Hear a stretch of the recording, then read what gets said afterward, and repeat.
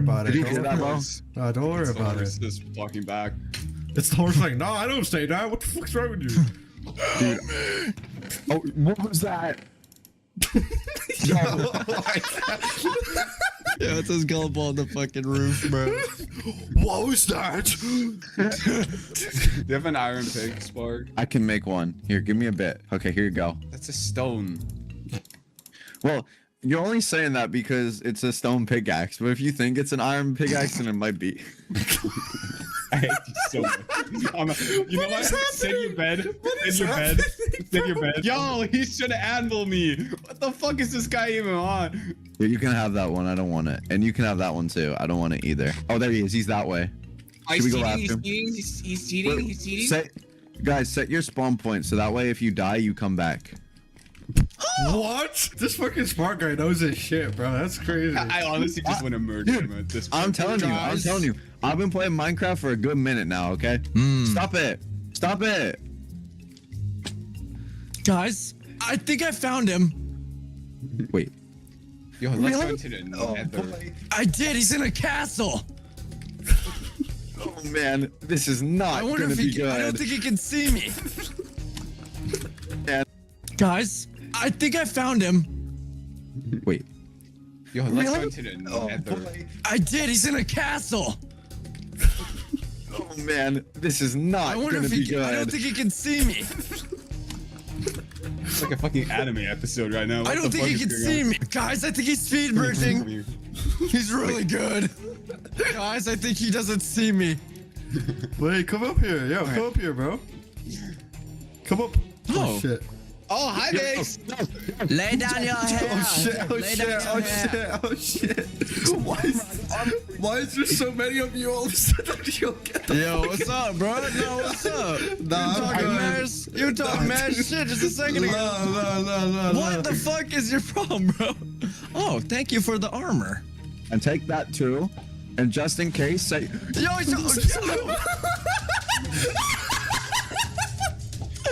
oh shit. Yo, we gotta go. He's got new tech. Guys, I'm almost there, bro. Wait. Just take a shit. No, you're not doing You have that. some fishing rod? Yo, free water. Wait. I would oh, take there's that. a bed right here.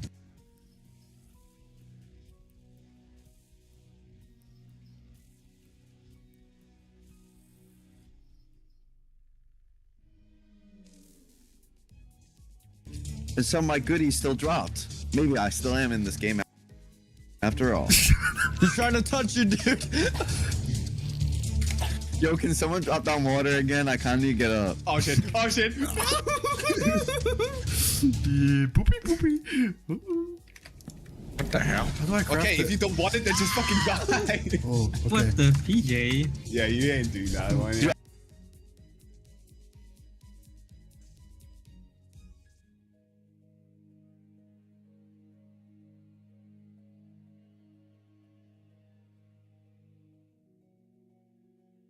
I just want a bucket. Hey, PJ, come here. No, I don't actually. I don't want to talk to you.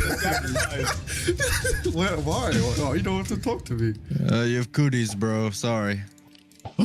Do you actually? Yo, it's towering. Yeah. What the fuck? Who has a bow? Guys, this feels like 800s. I gotta go. Guys, I found the armory. If anyone needs any armor, let me know. I need armor. Even though I'm Okay. full. Oh my god, why is he got so fucking close? I didn't see him. Ah! Sorry. Oh my god. Oh, he plays black. It's the end. This is the end. What do you want? I'm out of blocks. I give up. There you go. I'll help you down. Thank you, bro. Got this. You know what? This is Oh, my just eggs not on working. me. Oh, what the fuck? Going alone. Ow. Wait, can I pick it up? I can't even pick this Yeah. shit up. Yes, you can. He's trying to snipe me, bro. I can't. Trying to snipe me. Fuck. Siren Head, shut up. Can we kill Siren Head? Like, is that possible? I'm gonna try it. No, you can't. Don't get him over here, bro. Don't bring him over here. He's still towering this little weasel. Wait, I think Siren Head's Loki the only way we can beat Vix. Wait, hold on. Wait. Oh my Go god. get him, bro. DJ. Go get him. I'll Wait, go Spark. Siren Head. Spark. I'm gonna throw you a book. use that book, please? Hey, dude. I mean, What was that? oh shit! Oh my god, what are you doing? Oh my god! Get over here. I mean, I'm just smelting iron, bro. I'm just smelting iron, bro. I don't know about you guys. I'm sorry, bro. Oh my god, I'm turning I that off. literally can't hear shit. I turned it off, bro. You can tell your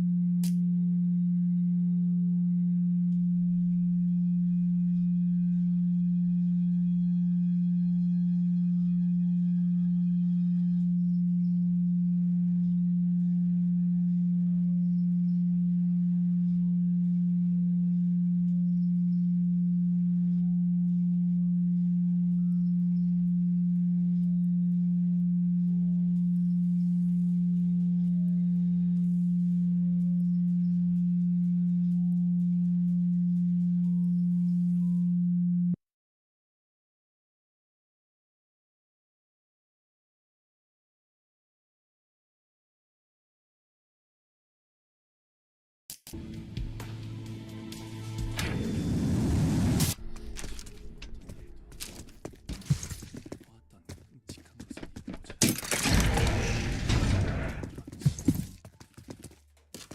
와서 그걸 확인도 안돼. 무엇도 남지 않아 비어 있을 뿐이다. 썩어굴마 빛이란 내 왼쪽.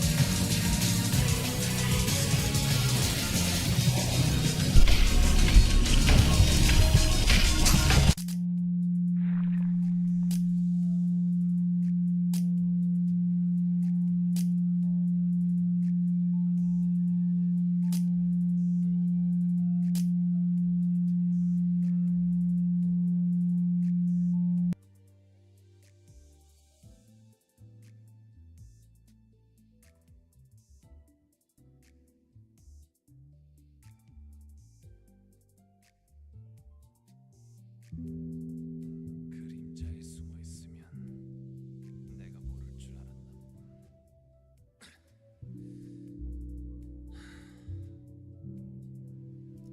이 짓도 신물라.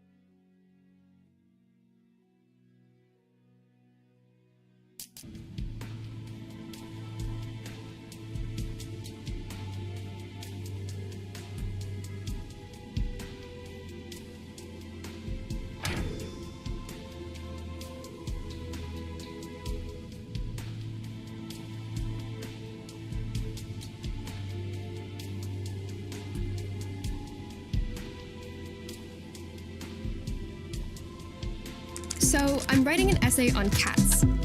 Cats in art history. I'm an art history major and this final is due on Friday. I have covered all the basics and some real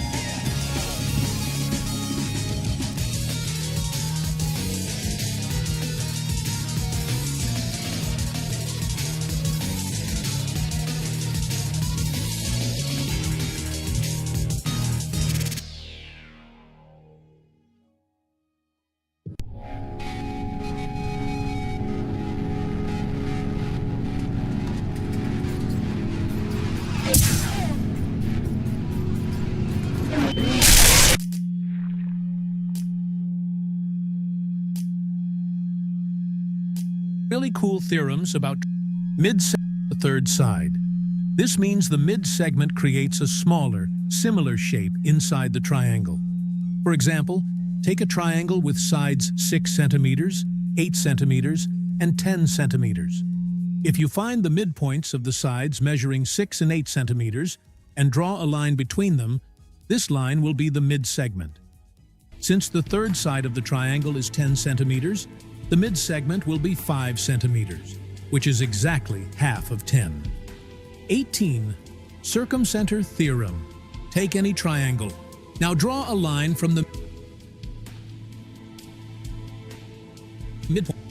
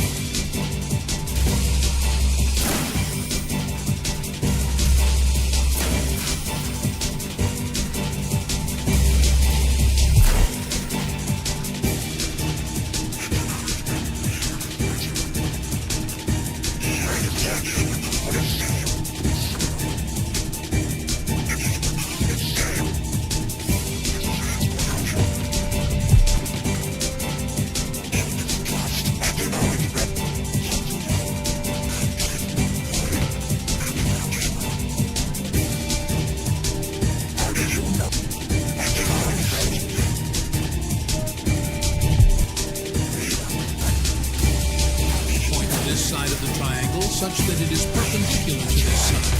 So we can call this line as perpendicular bisector of this side of the triangle. Now do the same for this side, and then this side of the triangle.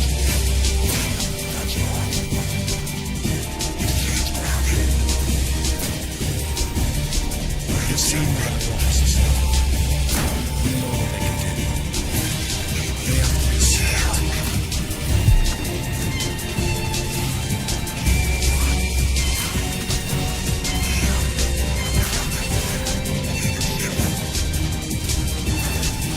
That's the heart is the only thing standing between my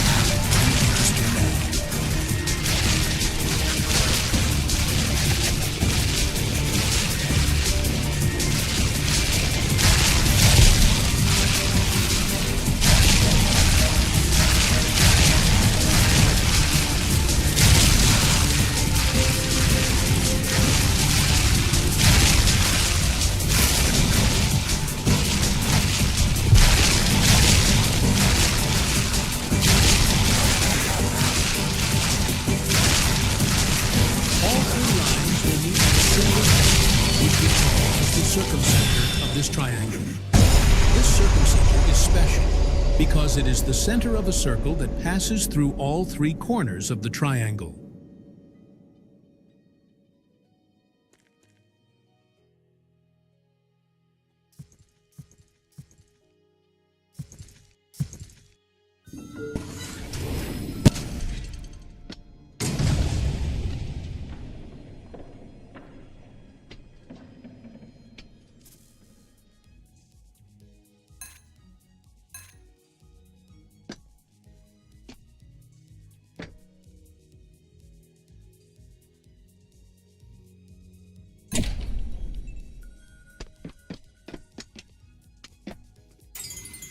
This circle, called the circumcircle,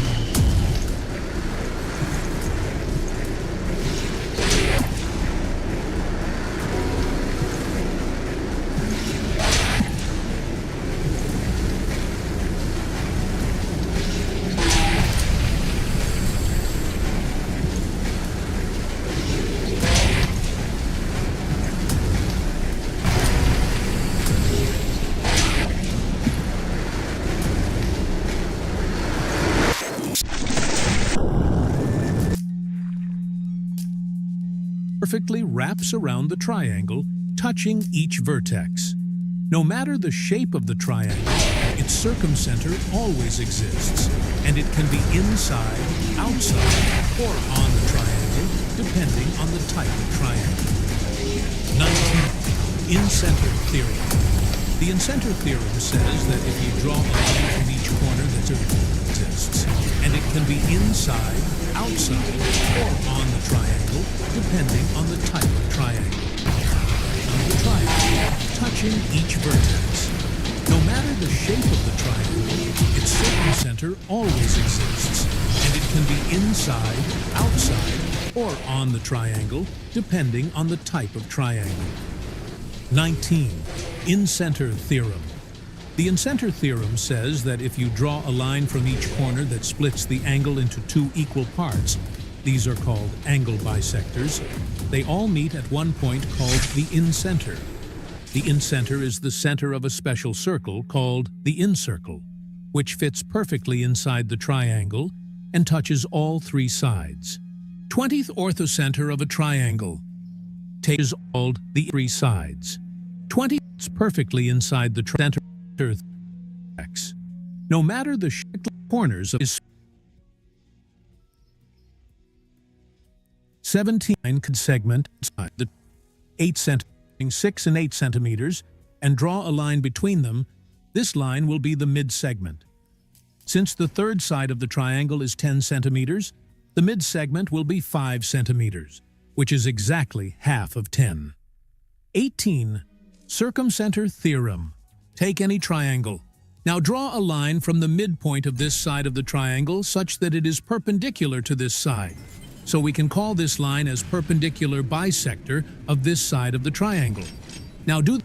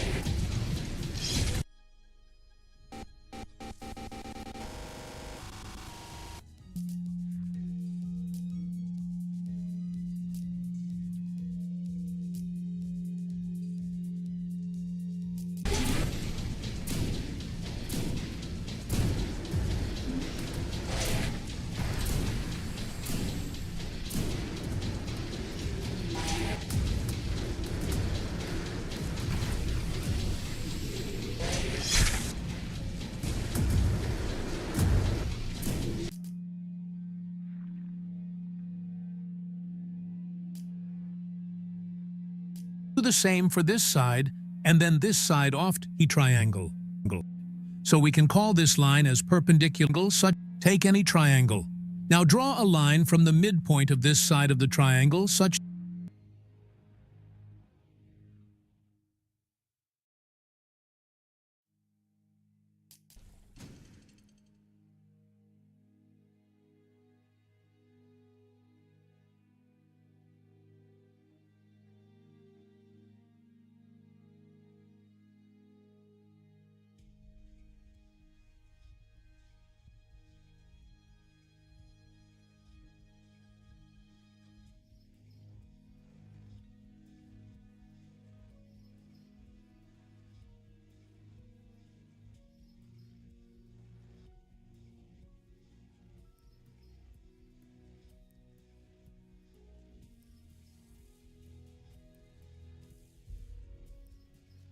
That it is perpendicular to this side. So we can call this line as perpendicular bisector of this side of the triangle. Now do the same for this side, and then this side off the triangle. All three lines will meet at a single point, which we call as the circumcenter of this triangle. This circumcenter is special because it is the center of a circle that passes through all three corners of the triangle. This circle, called the circumcircle, perfectly wraps around the triangle, touching each vertex. No matter the shape of the triangle, its circumcenter always exists, and it can be inside, outside, or on the triangle, depending on the type of triangle. 9. In-center theorem. The in-center theorem says that if you draw a line from each corner that splits the angle into two equal parts, these are called angle bisectors, they all meet at one point called the in-center. The in-center is the center of a special circle called the incircle, which fits perfectly inside the triangle and touches all three sides. 20th orthocenter of a triangle. Take one corner of the triangle. Draw a line from that corner down to the opposite side so it forms a right angle. This line is also called as the height or altitude of this triangle for this base. Now, do the same thing from the other two corners. The place where all three lines cross each other is called the orthocenter of this triangle. 21. Area of an equilateral triangle. For an equilateral triangle with side length s, the area is square root of 3 divided by 4 times s times s. This formula works only for equilateral triangles because of their perfect symmetry. 22.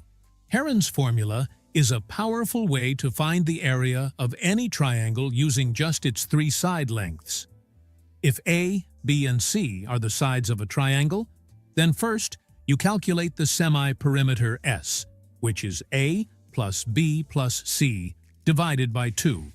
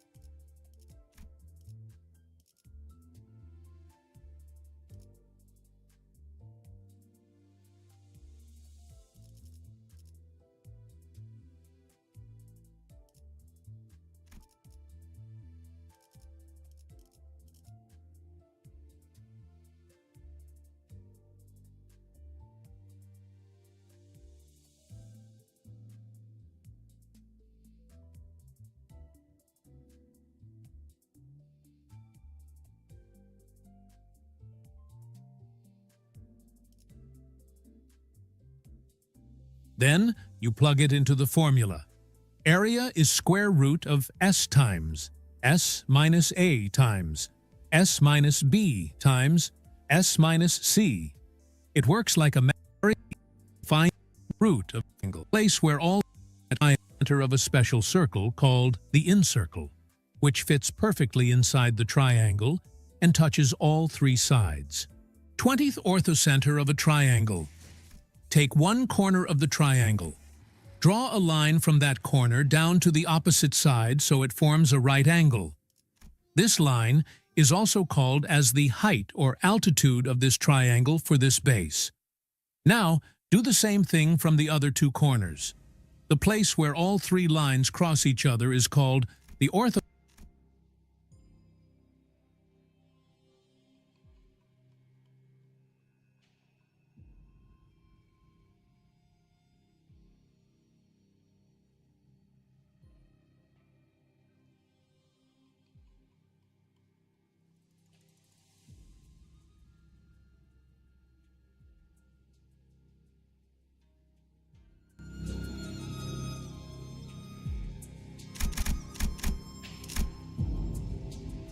Center.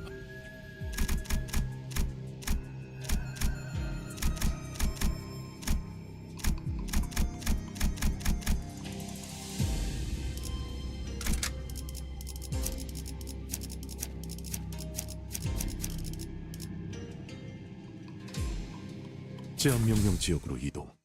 Of this triangle. 21. Area of an equilateral triangle.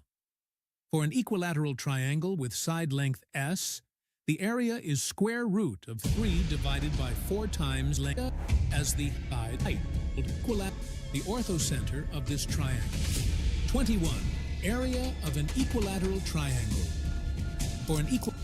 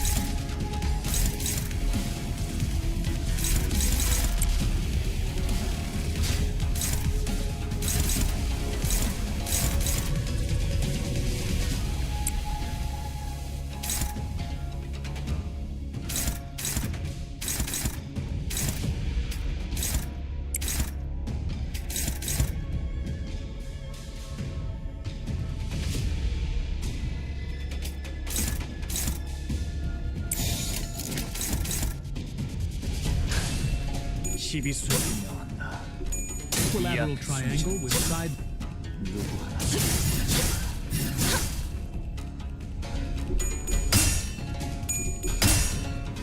이중격.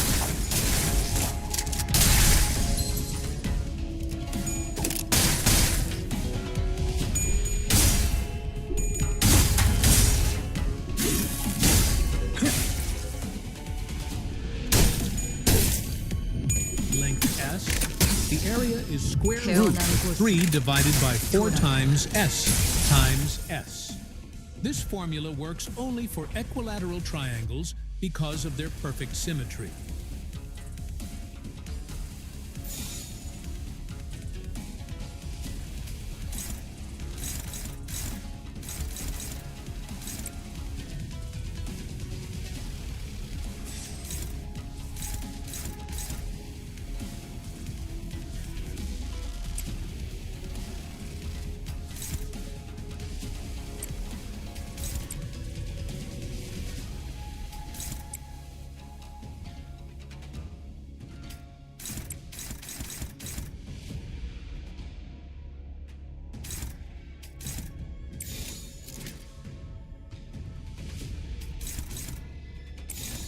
사고될 시간이다.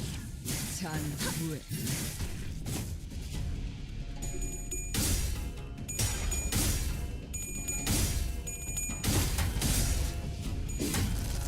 정작 이 정도 탕후에 허덕이라 넌 분명히 키울 수도 있겠고. 진짜 이 정도 탕내야 허덕이나.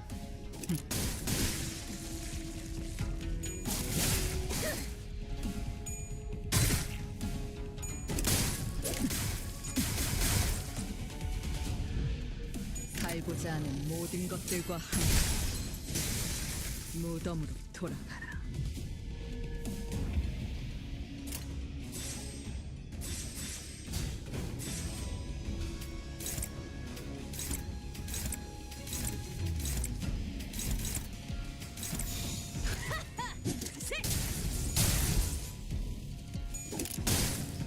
방심했고 쏴야 할 때가 왔군.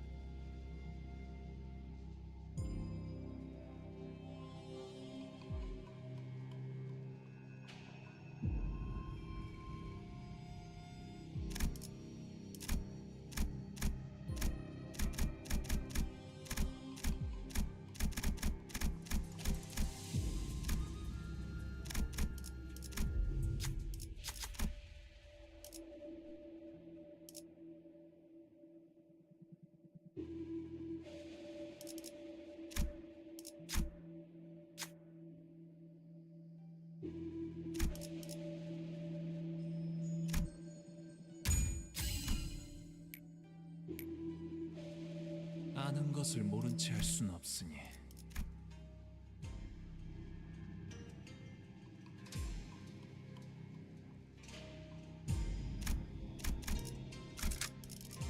제한 명령 지역으로 이동. 22. Heron's formula is a powerful way to find the area of any triangle using just its three side lengths. If A, B, and C are the sides of a triangle, then first you calculate the semi-perimeter S, which is A plus B plus C, divided by 2. Then you plug it into the formula. Area is square root of S times S minus A times S minus B times S minus C. It works like a magic recipe for any triangle, no matter the shape. For example, take a triangle with sides 3, 4, and 5. First, find the semi-perimeter. 3 plus 4 plus 5 is 12. Divided by 2 gives 6. Now, apply the formula. Area is square root of 6 times 6 minus 3 times 6 minus 4 times 6 minus 5. This simplifies to square root of 6 times 3 times 2 times 1, which is square root of 36, giving an area of 6 square units. Known. Stop taking meeting notes and let ClickUp AI Note Taker do it for you. It allows you to focus on your meetings, not your notes. It captures every. A line parallel to one side of a triangle cuts through the other two sides. It divides them in the same ratio. This means the segments created on both sides will be proportional. For example, imagine a triangle where two sides measure 6 centimeters and 9 centimeters. A parallel line is drawn, cutting the 6 centimeter side into two segments, 2 centimeters and 4 centimeters. Since the line is parallel to the third side, it must cut the 9 centimeter side in the same ratio. This means the parallel line divides the 9 centimeter side into 3 centimeters and 6 centimeters, because 3 to 6 is also 1 to 2. 24. Basic trigonometric ratios in right triangles. In a right triangle, the 3 basic trigonometric ratios help relate the sides to an angle, usually called theta. Sine is the opposite side divided by the hypotenuse.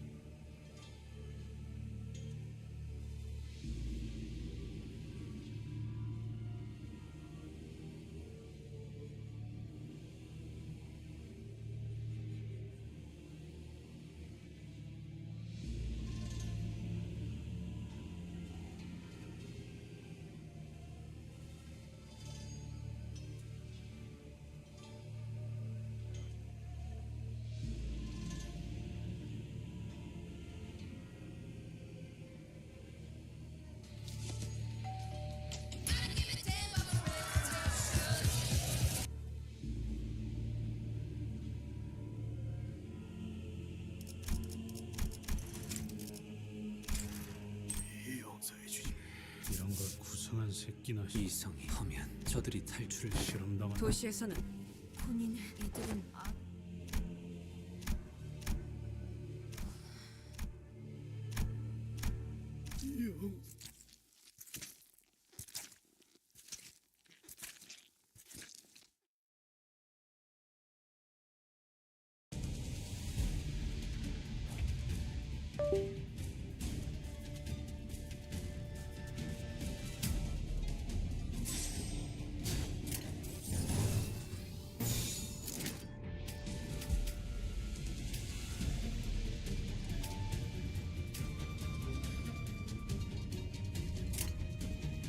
먹을 콱 물어버리자고.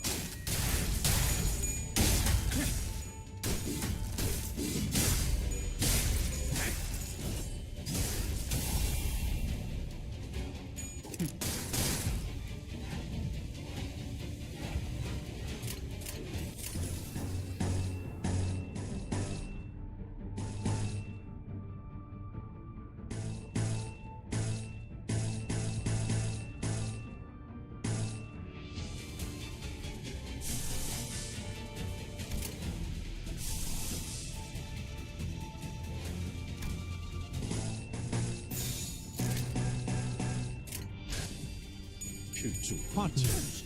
Cosine is the adjacent side divided by the hypotenuse, and tangent is the opposite side divided by the adjacent side. For example, if a right triangle has legs of 3 centimeters and 4 centimeters, and a hypotenuse of 5 centimeters, then the sine of the angle opposite the 3 centimeter side is 3 divided by 5. 25. The law of sine. If A, B, and C are sides of the triangle, then if A is the angle opposite to side A, B is the angle opposite to side B, and C is the angle opposite to side C, then sine law says that A divided by sine of angle A equal B divided by sine of angle B equals C divided by sine of angle C. Now, if this side length of the triangle is 8 units, and this angle is 30 degrees, and this angle is 45 degrees, then what will be the value of length of this side? Let me know your answer in the comments. 26. The law of cosine. It is like a more advanced version of the Pythagorean theorem that works even when the triangle is not a right triangle. It says that C times C equal A times A plus B times B minus 2 times A times B times cosine of C, where C is the angle opposite side C. If you want to learn more about this topic in detail, I've made a separate video. And then, triangle using trigonometry, we can use the formula 1/2 times 2 sides times the sine of the angle between them. For example, if the sides are 3 centimeters and 4 centimeters, and the angle between them is 60 degrees, the area is 1/2 times 3 times 4 times sine 60. Since sine 60 is square root of 3 divided by 2, the expression becomes 1/2 times 3 times 4 times square root of 3 divided by 2, which comes out to about 5.2 square centimeters. This method is especially helpful when you know 2 sides and the angle between them, but not the height. 28. Apollonius's theorem. It says that if in any triangle of side length A, B, and C, the length of the median to side C is M, then if you take side A times A and side B times B and add them, the total equals 2 times the M times M plus 1/2 of side C times C. For example, if sides A and B are 5 and 5, and side C is 6, and the median to C is 4, then 5 times 5 plus 5 times 5 is 25 plus 25, which is 50. Now, check the other side. 2 times 4 times 4 is 32, and half of 6 times 6 is half of 36, which is 18. So 32 plus 18 is also 50. 29. Circumrates 18 is also 50. Topic. First, 3 times about 5. 2 side. Apollonius's theorem. The length of the median to side C is M, Then if you take side A times A and side B times B and add them, the total equals 2 times the m times m plus 1/2 of side C times C. For example, if sides A and B are 5 and 5, and side C is 6, and the median to C is 4, then 5 times 5 plus 5 times 5 is 25 plus 25, which is 50. Now check the other side. 2 times 4 times 4 is 32, and half of 6 times 6 is half of 36, which is 18. So 32 plus 18 is also 50. 29. Circumradius formula helps us find the size of the big circle that goes around the triangle, called the circumcircle. The formula is A times B times C, divided by 4 times the area. So if the sides are 3, 4, and 5, and the area is 3 times 4 divided 왜 그렇게 오늘은 배우가가씨랑 가완도련님이랑 연날리기 놀이를 나 사람들이 아파하면서 울부르게 무슨 할머니가 그곳은 공가의 새로운 흙수를 만든대. 중간에 계속 내 눈이 가려져서 나는 사람들이 우는 거. 도련님, 수빈에게밖에 그럼 이제 왜? 더 이상 도련님, 제가 더 도울 일이 있을지. 그러니까 지금 생각해 수빈도 말한다고 바뀔 수 있는 건 아무것도 없었는데 지금 수빈은 저보다도 그러다 그 근심이 너무 커져버린다. 아무래도 대관원에서 계속 살아가기.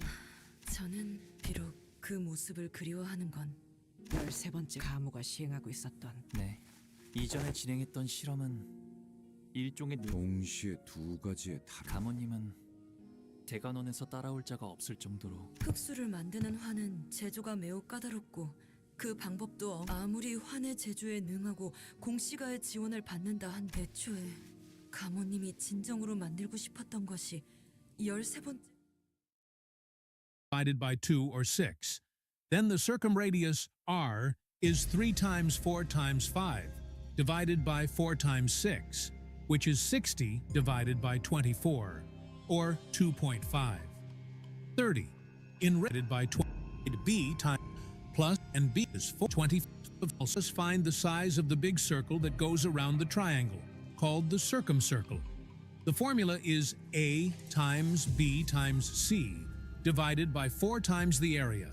So if the sides are 3, 4, and 5, and the area is 3 times 4 divided by 2 or 6, then the circumradius r is 3 times 4 times 5, divided by 4 times 6, which is 60 divided by 24, or 2.5.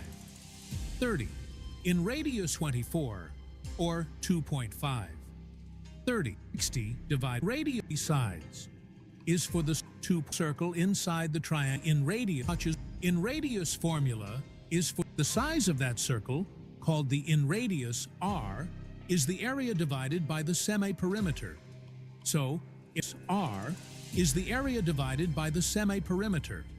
So, if the r is the area divided by the semi-perimeter. So, if the is 6 divided by 6, which is 1. If you enjoy my x, then radius is 6 divided by 6, which is 1. And then I hope you like my channel. Consider becoming a Patreon, as it helps me create more awesome content for you. Link is in the description. Also, you can support my channel by joining our community and becoming a member. So good!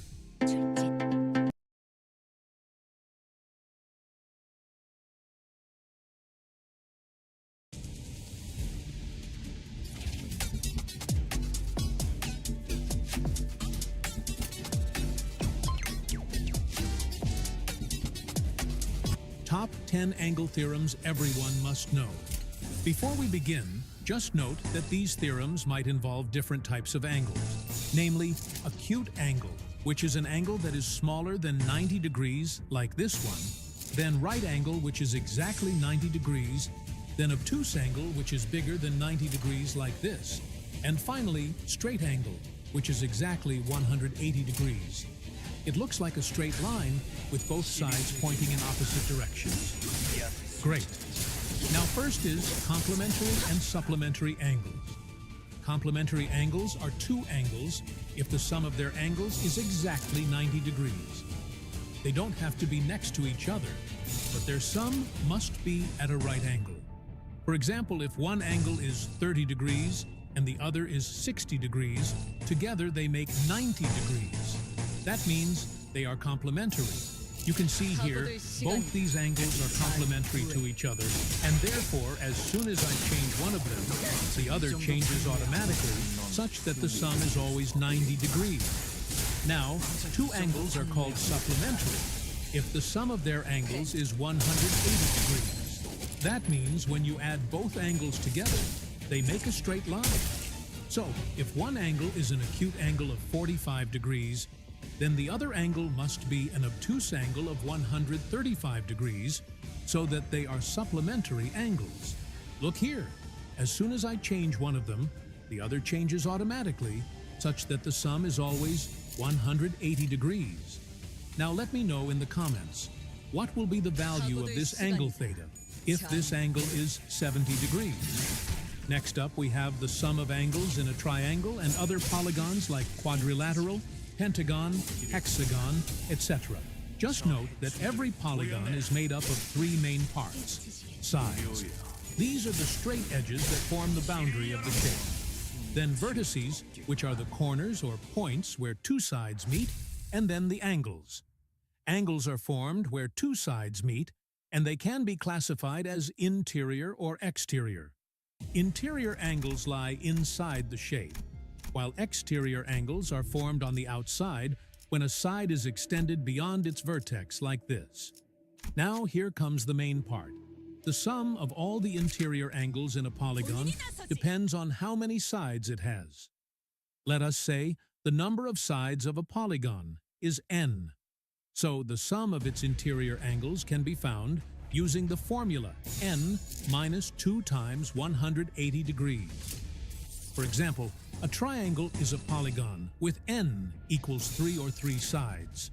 Now put n as 3 here to get 3 minus 2 times 180 or 180 degrees.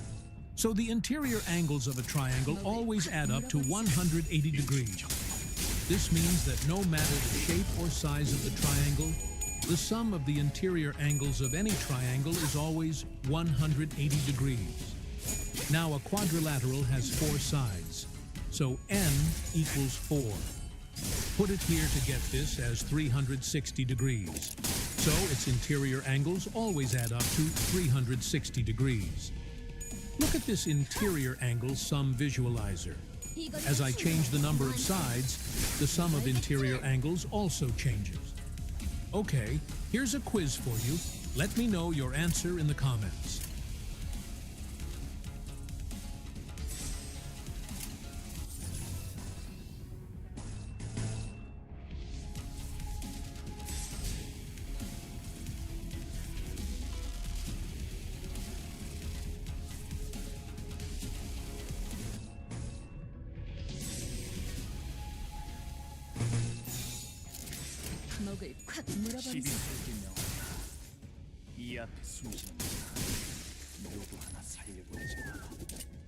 Okay, third theorem is equilateral triangle and isosceles triangle theorem.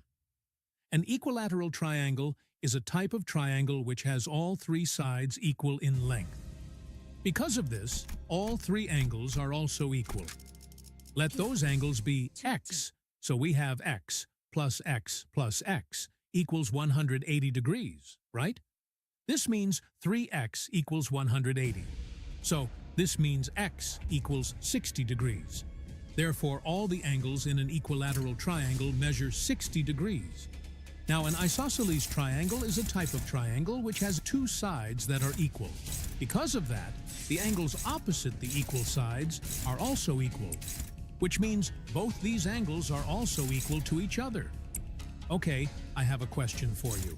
If I have a triangle whose these 2 sides are of length 5 units, and this angle is 46 degrees, then what will be the value of these 2 interior angles? Let me know your answer in the comments. Next up, we have exterior angle theorem. This theorem states that the measure of an exterior angle of a triangle is equal to the sum of the two interior opposite angles. For example, suppose in a triangle the two opposite interior angles are 40 degrees and 60 degrees.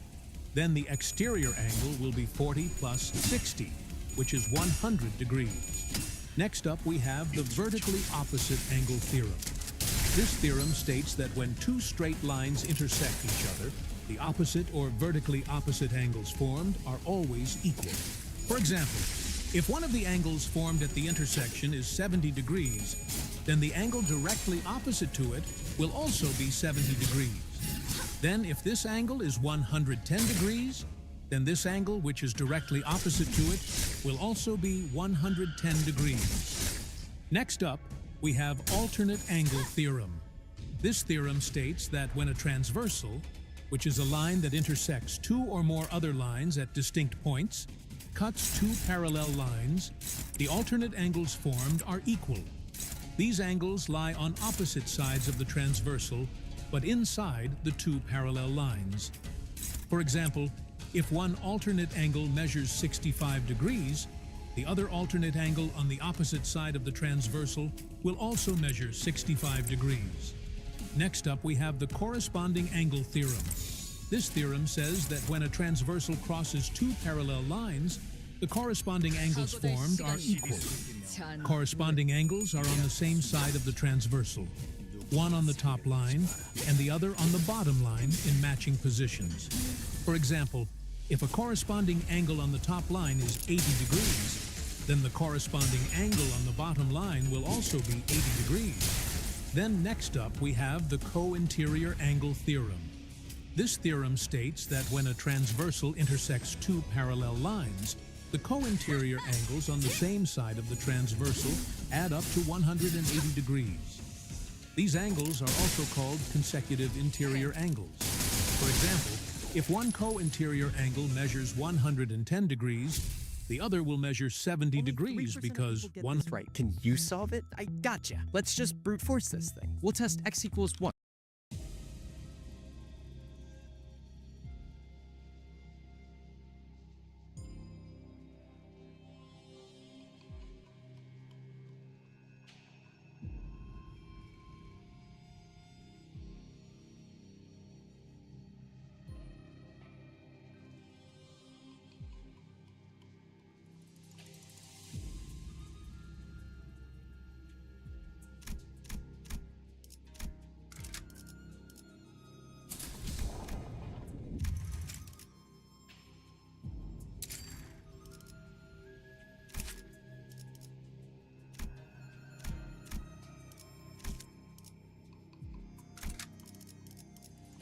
제한명령 지역으로 이동. So -3 to the 1 equals -3. Okay, let's do x equals 2, or -3 squared on the left, which equals 9. Too big. How about x equals 3? -3 cubed is -27. Wait, what? This is peculiar. Odd powers shoot negative. Even powers go positive, but way too big. Do you smell it? That smell, a kind of... Or -3 to the 1/2. Which is the same as the square root of -3 and, square root of a negative. Doing the complex thing, so no real solutions. Want more?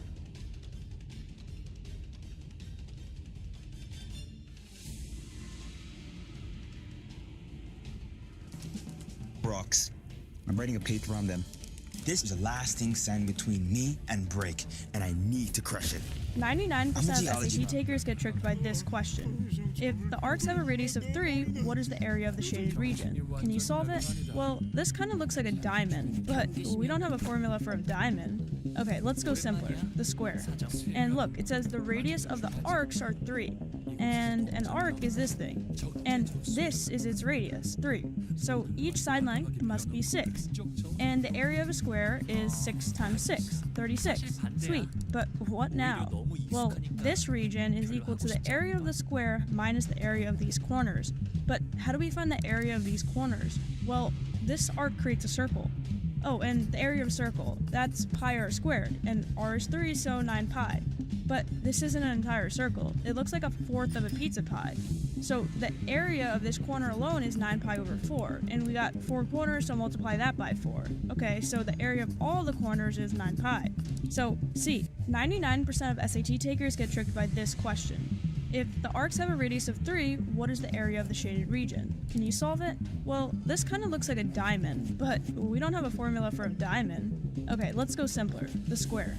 And look, it says the radius of the arcs are 3, and an arc is this thing, and this is its radius, 3. So each side length must be 6, and the area of a square is 6 times 6, 36. So 깨어난 내게 동전이 몽땅 뺏.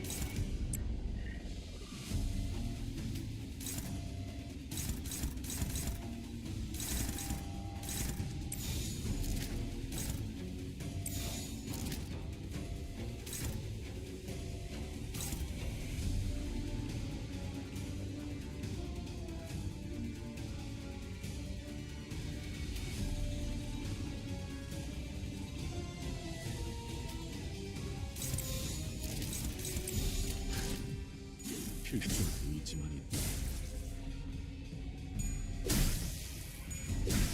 무엄하군.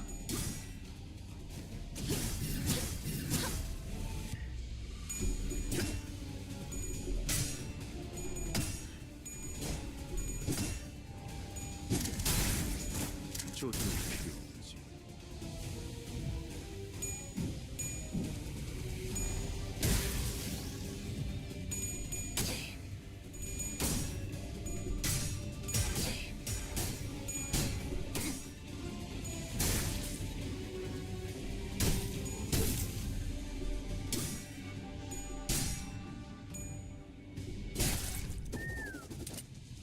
써야 할 때가 왔군.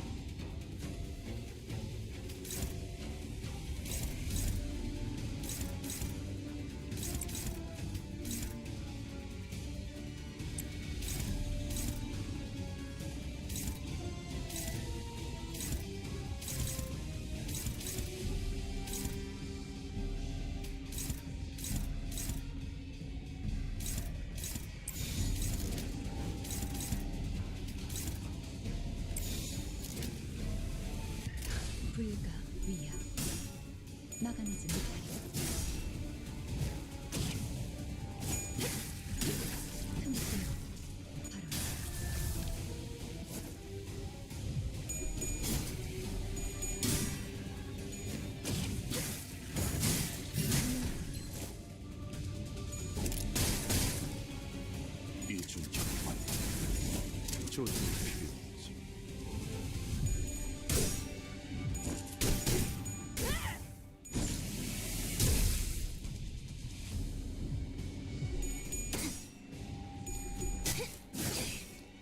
이 거리는 충분해. 너한텐 멀겠지만.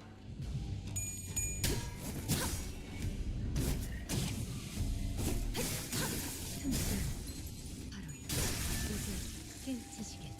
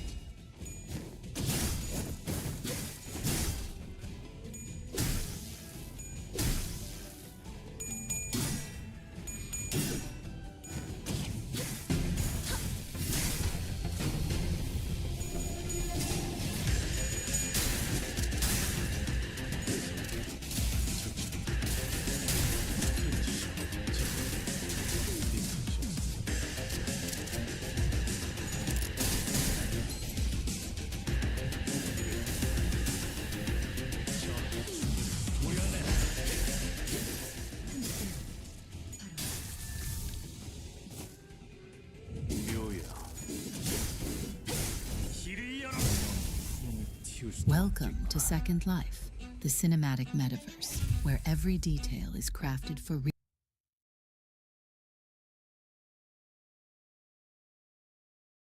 야, 이거 횡재인데? 이 동전. 내 동전은 사씨 가문의 후보자가 기권을 참. 기권할 당시 보유한 동전의 수가 뭐? 그런 게 어딨어? 그런 거 지금 없었잖아.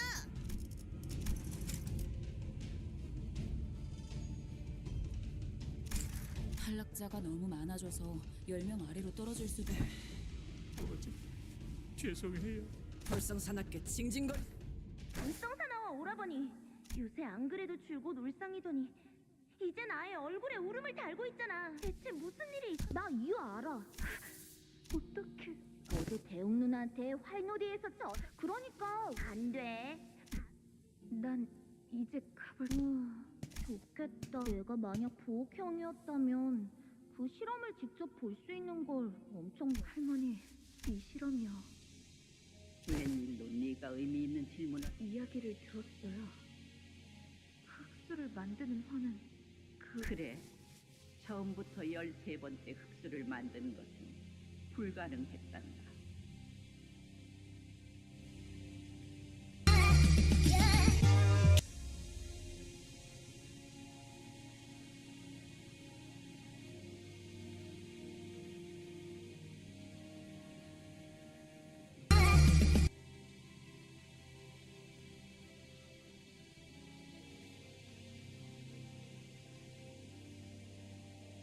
조금만 산 그들은 나를 의심 한 점 없이 믿어버리고 말더구나.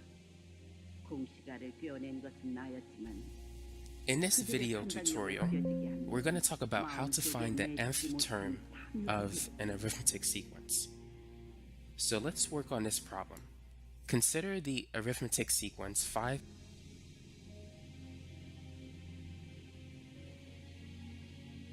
어리석구나. 고단한 희생을 치를 생각 없이 고작 이런 쉬운 길로 새로운 흑수를 얻어낼 수 있다 여기다니.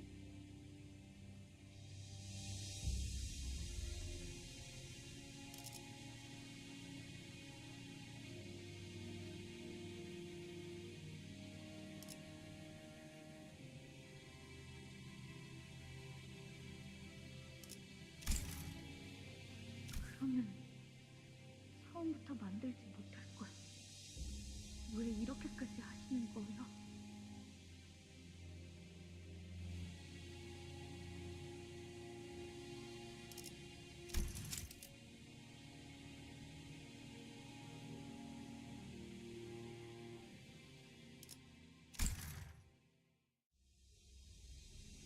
보가.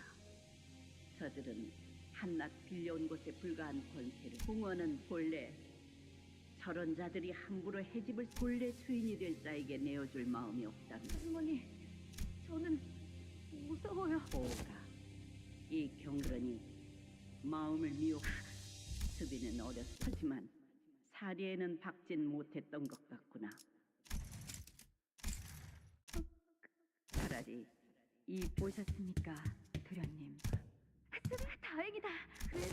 도련님, 수빈, 무슨 일이? 흡수가 제게와 저희의 주제 넘은 행동으로 인하여 다행히 사모님의 은혜 덕에 원상복구가 되었으니 떨고 계시는군요. 수빈, 어쩔 수 없습니다, 도련님.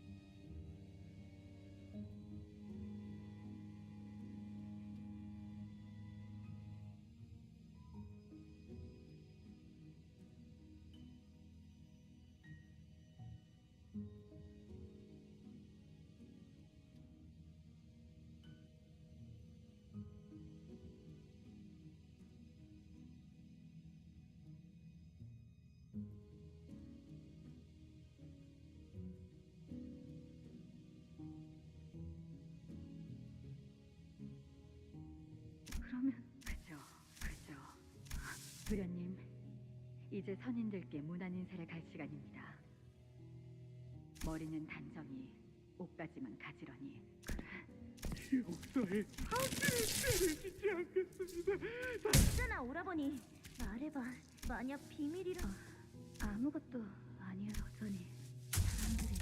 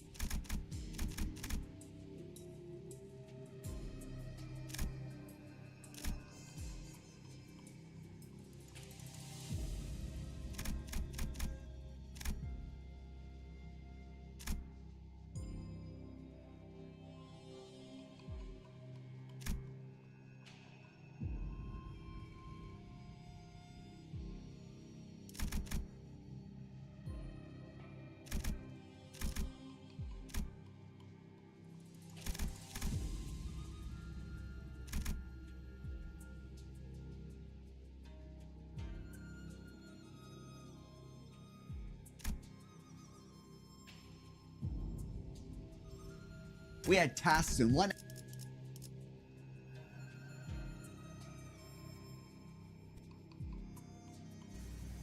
In this video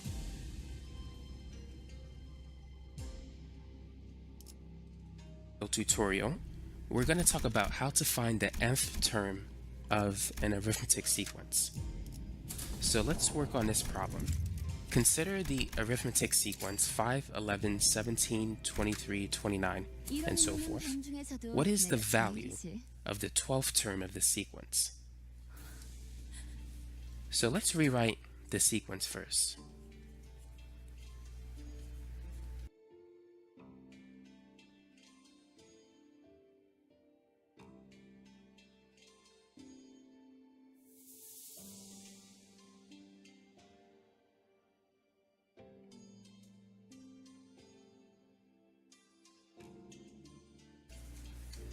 A1 is the first term, A sub 2 is the second term, A sub 3 is the third term, and so forth.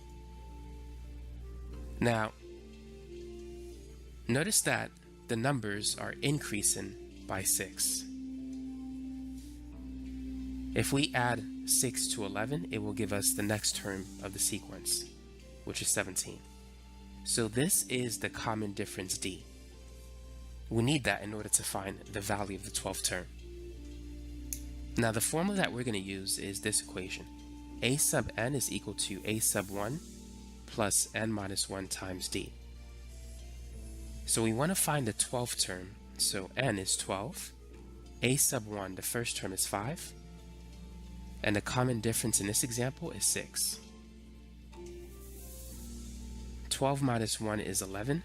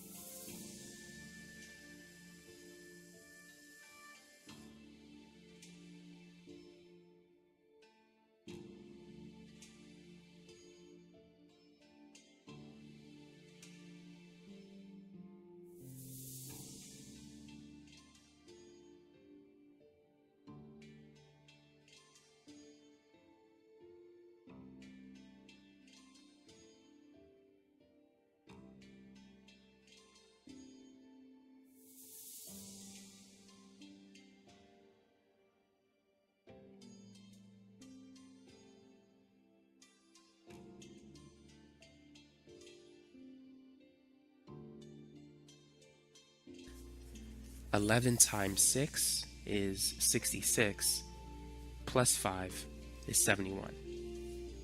So that is the value of the 12th term. Now we could check our answer to make sure that we have the right answer. If we were to continue the sequence, the next number will be 35, and then if we add 6 to that, it's going to be 41, then 47, 53, 59, 66, and then that's supposed to be 65, and then 71. So this would be the 4th term, the 5th term, the 6th term, this is the 9th term, and the last one is the 12th term if you count it. And so we could see that we do have the right answer. So that's how you could find the nth term of an arithmetic sequence, is by using this formula. All you need to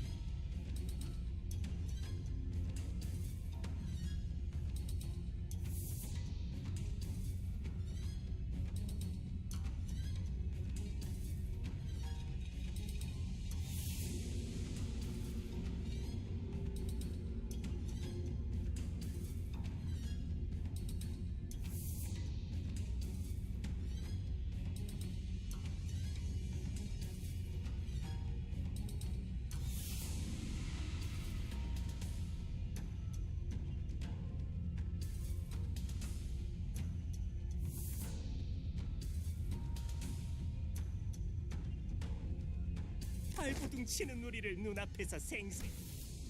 보가 가모님께 한 번만 그래도 너랑 나는 보차랑 같이 놀았던 종이라서 아니면 너를 아껴주는 선인들 그분들께라도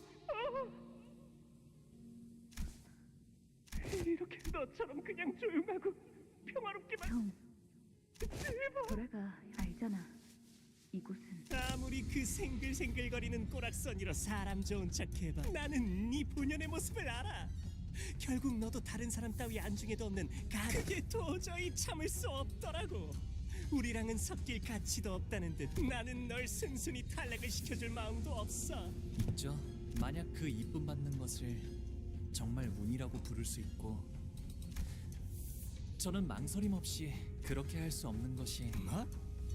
지금까지 나는 몇 번을 내가 여기까지 어떻게 살아? 힘대요.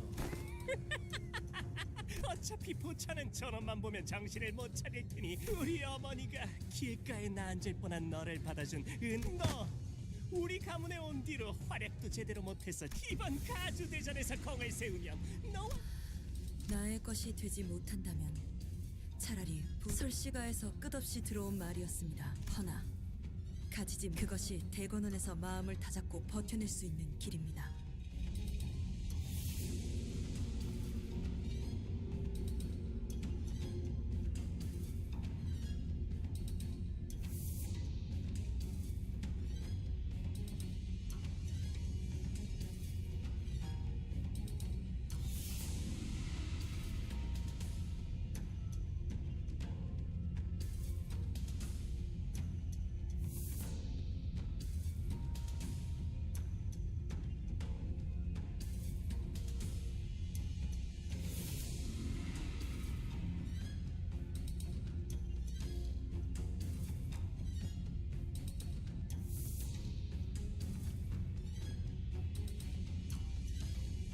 No is the first. Now let's work on another problem that is related to the topic.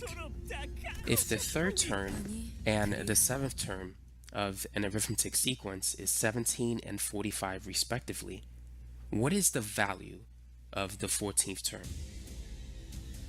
So let's write down what we know. We know that the third term is equal to 17, and the seventh term is equal to 45. What is the value of the 14th term? That's what we're trying to do in this problem. Well, let's say this is the third term, the fourth term, the fifth term, the sixth term, and the seventh term. To go from the third to the fourth term, we need to add one common difference. To go from the fourth to the fifth, we need to add another common difference. And then note that we need to add 4 common differences to go from the third term to the seventh term, because 7 minus 3 is 4. So understanding that will help us to find a common difference easily. We could say that the seventh term is equal to the third term plus 4 common differences. The seventh term is 45. The third term is 17. So now we can solve for D. Subtracting both sides by 17. Let's see, 45 minus 17.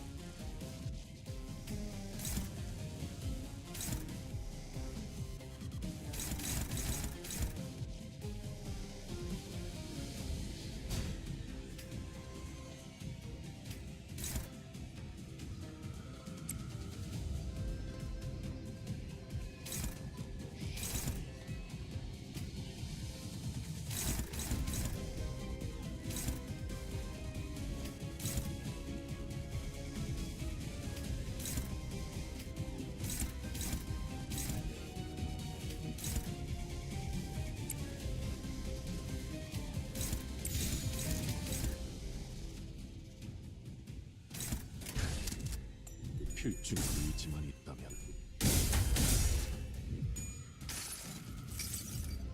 다음 세상으로 넘어가려면 자 여기구나.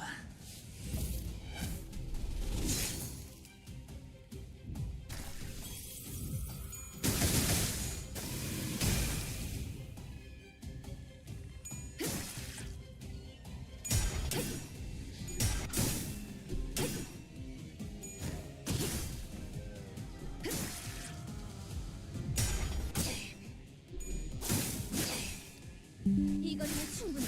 너한테 지금 멀겠지만.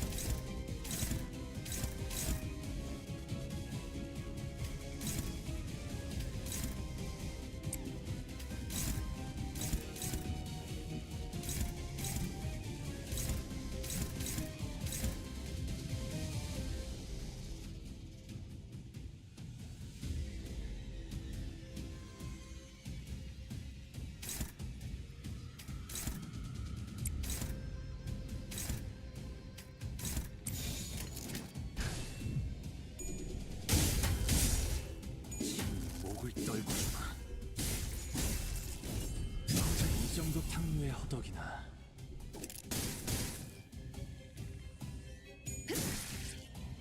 That's 28.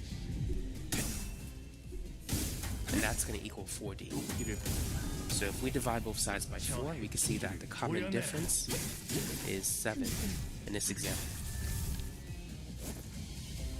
Now remember, in order to find the nth term of an arithmetic sequence, we need two things. The first term and the common difference. So now that we have the common difference, we just need to calculate the first term. The third term is going to be the first term plus 2 common differences, because 3 minus 1 is 2. The third term is 17. We don't know what the first term is, but we do know that the common difference is 7. So 2 times 7 is 14. If we subtract 14 from both sides, we can see that the first term is 17 minus 14, or 3. So now that we have the first term and a common difference, we can now calculate the 14th term of the arithmetic sequence using this one. So n is 14 in this example, a sub 1 is 3, and d is 7. 14 minus 1 is 13. Now what's 13 times 7? Well, 10 times 7 is 70, 3 times 7 is 21. If you add 70 and 21, you're going to get 91. So the 14th term is going to be 3 plus 91, or 94. This is the answer to the problem. So hopefully this video gave you a good introduction into arithmetic sequences and how to find the nth term. This is the formula that you need to be the first term plus 2 common differences, because 3 minus 1 is 2. The third term is 17. We don't know what the first term is, but we do know that the common difference is 7. So 2 times 7 is 14. If we subtract 14 from both sides, we can see that the first term is 17 minus 14, or 3. So understanding that will help us to find a common difference easily. We could say that the 7th term is equal to the third term plus 4 common differences. The 7th term is 45. The third term is 17. So now we can solve for D. Subtracting both sides by 17. Let's see, 45 minus 17. That's 28. And that's going to equal 4D. So if we divide both sides by 4, we can see that the common difference is 7 in this example. Now remember, in order to find the nth term of an arithmetic sequence, we need 2 things: the first term and the common difference. So now that we have the common difference, we just need to calculate the first term. The third term is going to be the first term plus 2 common differences, because 3 minus 1 is 2. The third term is 4 common differences. The 7th term is 45. The third term is 17. So now we can solve for D. Subtracting both sides by 17. Let's see, 45 minus 17. That's 28. And that's going to equal 4D. So if we divide both sides by 4, we can see that the common difference is 7 in this example. Now remember, in order to find the nth term of an arithmetic sequence, we need 2 things: the first term and the common difference. So now that we have the common difference, we just need to calculate the first term. The third term is going to be the first term plus 2 common differences, because 3 minus 1 is 2. The third term is 17. We don't know what the first term is, but we do know that the common difference is 7. So 2 times 7 is 14. If we subtract 14 from both sides, we can see that the first term is 17 minus 14, or 3. So now that we have the first term and the common difference, we can now calculate the 14th term of the arithmetic sequence using this formula. So n is 14 in this example, a sub 1 is 3, and d is 7. 14 minus 1 is 13. Now what's 13 times 7? Well, 10 times 7 is 70, 3 times 7 is 21. If you add 70 and 21, you're going to get 91.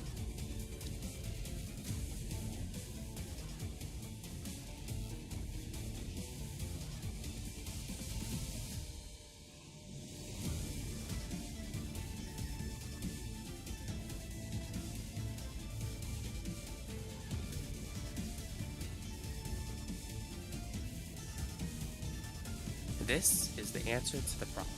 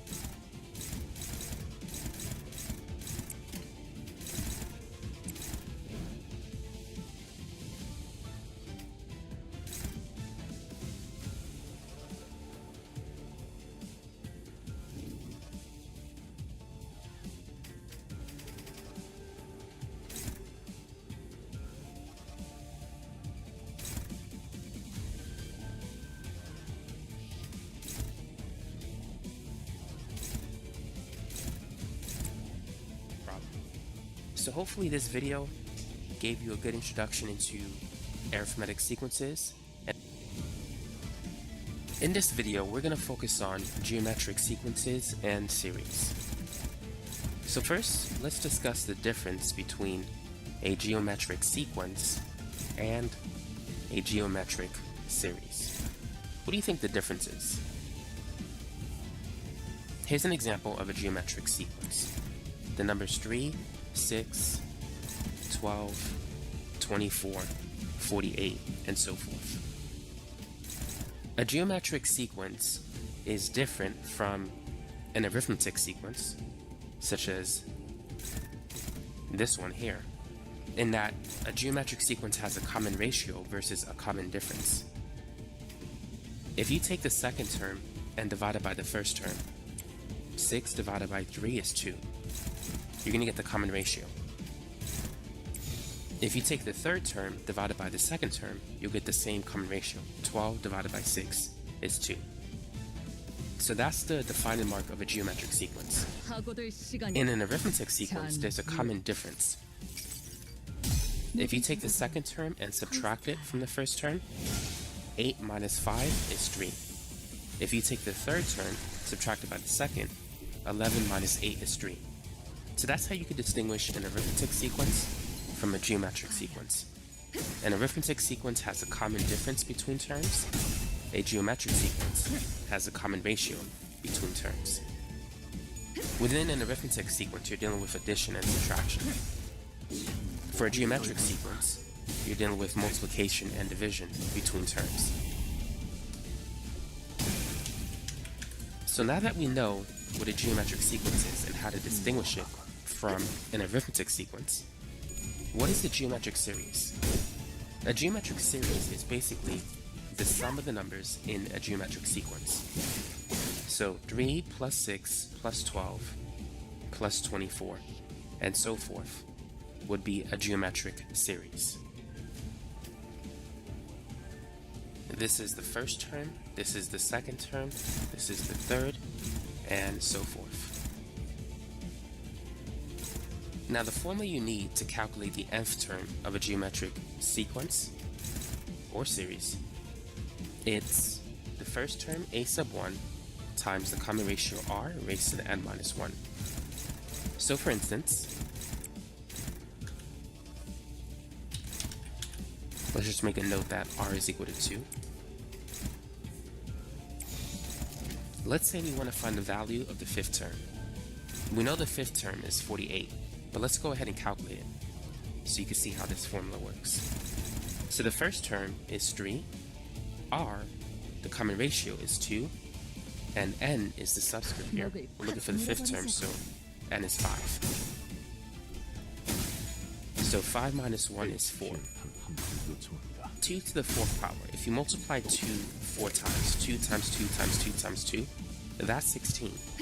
16 times 3 is 48. So that's the function of this formula. It gives you the value of the nth term. So you can find the value of the 8th term, the 20th term, and so forth. The next equation you need to be familiar with. Well, first let's get rid of this.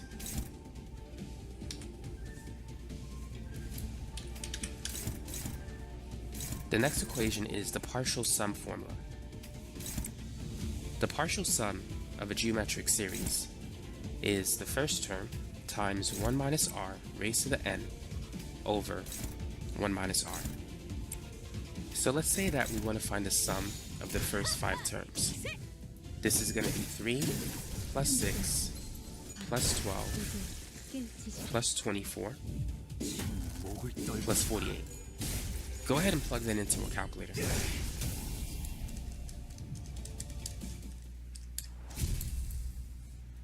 So for the first 5 terms, I got the partial sum as being 93. Now let's confirm that with this.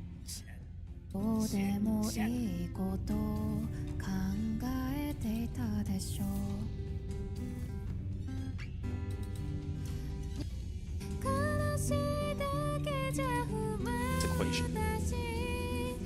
So let's calculate s sub 5. The first term is 3 times 1 minus r. R is 2, n is 5, divided by 1 minus r, so that's 1 minus 2.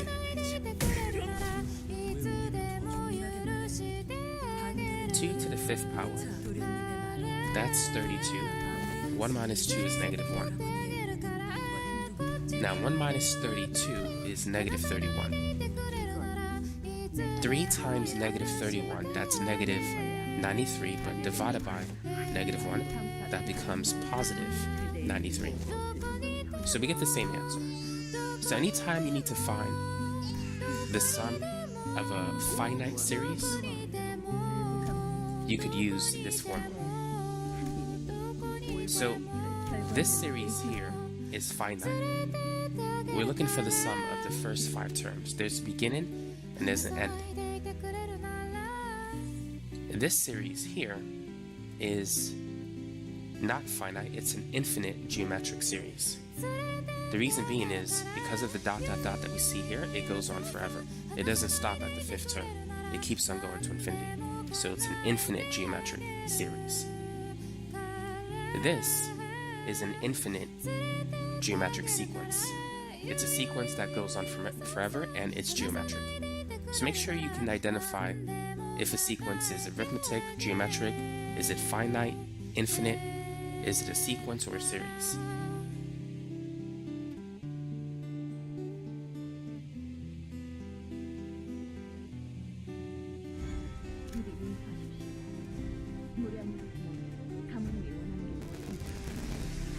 You've seen the White Walkers yourself.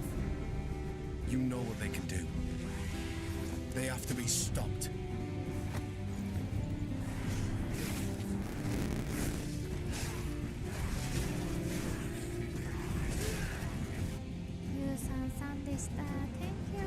Castle Black is the only... In this video, we're going to focus on the Fibonacci sequence and the golden ratio. So let's talk about the Fibonacci sequence first. The first term in the Fibonacci sequence is 0. The next term is 1. And each successive term is going to be the sum of the previous 2 terms. So Fn is going to be the sum of Fn minus 2 and F sub n minus 1, where n is equal to or greater than 2. So the first 2 numbers in the Fibonacci sequence are 0 and 1. To get the next number, you need to add these 2 numbers up. 0 plus 1 is 1. And then to get the next number, add the previous 2 numbers. 1 plus 1 is 2. 1 plus 2 is 3. 2 plus 3 is 5. 3 plus 5 is 8. 5 plus 8 is 13. 8 plus 13 is 21. 13 plus 21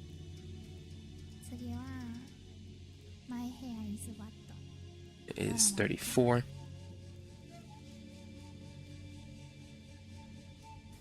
21 plus 34 is 55. 34 plus 55 is 89, and so forth.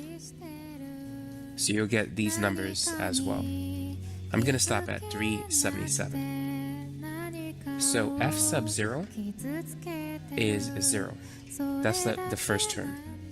F sub 1 is the next term. F sub 5 is 5. This is F sub 10, which really is the 11th term, if you think about it, because F sub 5 is the 6th term. I just want to make sure that you know what these numbers represent. But now let's talk more about the Fibonacci sequence and the golden ratio. You might be wondering, what is the golden ratio? The golden ratio is the limit of the ratios of successive terms in the Fibonacci sequence. Now, the next thing we need to talk about, so if we take the third term and divide it by the second term, that is 1 divided by 1, we're going to get 1. If we take f sub 3 divided by f sub 2, or take the fourth term divided by the third term, that's going to be 2 over 1, which is 2. And then if we take 3 and divide it by the previous term, 2, we get 1.5. If we take 5 and divide it by 3, we're gonna get, so let me get my calculator out for this one. So this is 1.6 repeated, or 1.667 if you round it. Next, let's take 13 and divide it by 8. Notice what these numbers approach. So this is going to be 1.625, and then if we take 21 divided by 13, that's going to be 1.61538. And then let's take 34 divided by 21. So that's going to be 1.619047. And then 55 divided by 34.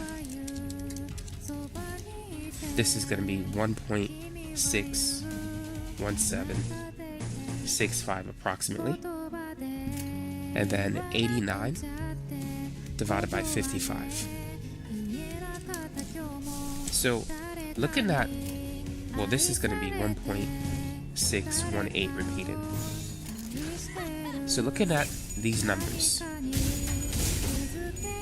as this sequence progresses, what is the ratio of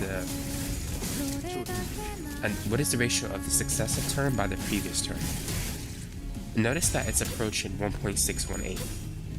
If we try a few more, let's say if we take 144 and divide it by 89, you could see this pattern develop even further. This is going to be 1.617978. And then the next one, 233 divided by 144. This is 1.61805 repeated. So the golden ratio is approximately 1.618. That's not the exact answer, but it rounds to that value. So let's think about what this means. Ragnarok Zero Global.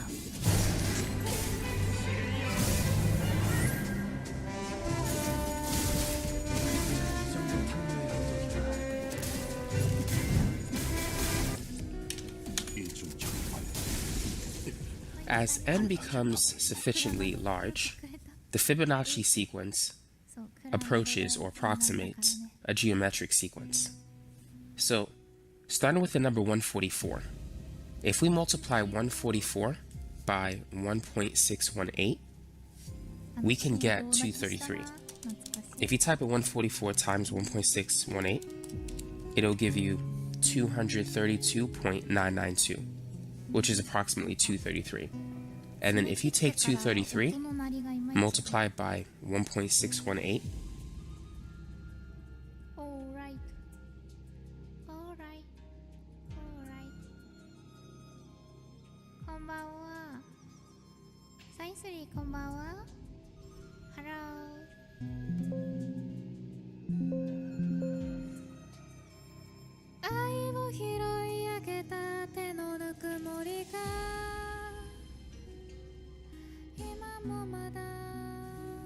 you can get the next number. This would be 376.994, which rounds to 377. So if we take 377 multiplied by 1.618, we can approximate the next number in the Fibonacci sequence. And that is going to be 609.986, which is approximately 610. And you could confirm that. If you add the previous two numbers, 233 plus 377, it gives you 610. So the golden ratio helps us to get the next term in the sequence. Now you can also go backwards. If you take 233 and multiply it by 0.618, it'll give you 144.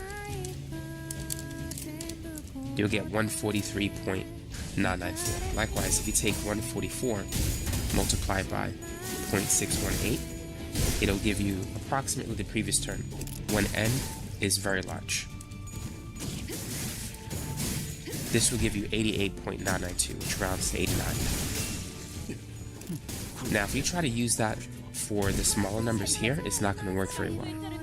So when n is, let's say, greater than 12, then you could use the golden ratio to approximate the next term in the sequence. Now, where do we get these numbers? 0.618 and 1.618. Where do they come from?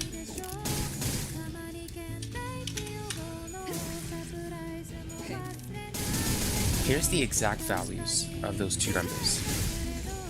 If you type in the square root of 5 and then add 1 to it, and then divide by 2,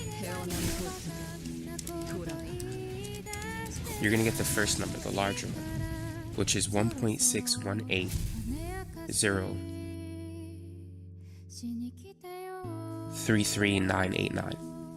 And then if you take the square root of 5 subtracted by 1 and divide by 2, 618 exact values. But that's where the numbers come from. So that's the exact value of the gold. F sub 12, F sub 1 is 24. 2. So what is the value of F sub 20?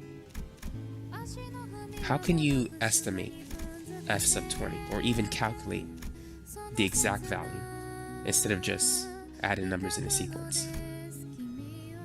Well, keep in mind, when n is very large, the Fibonacci sequence approaches a geometric sequence. So we could say that F sub 20 is approximately F sub 12 times the golden ratio. Since we're increasing, we're going to use the square root of 5 plus 1 divided by 2 raised to the 8th power. Because 12 plus 8 is 20. We need to multiply F sub 12 by the golden ratio 8 times to get to F sub 20. So go ahead and type that in. So this is going to be 144 times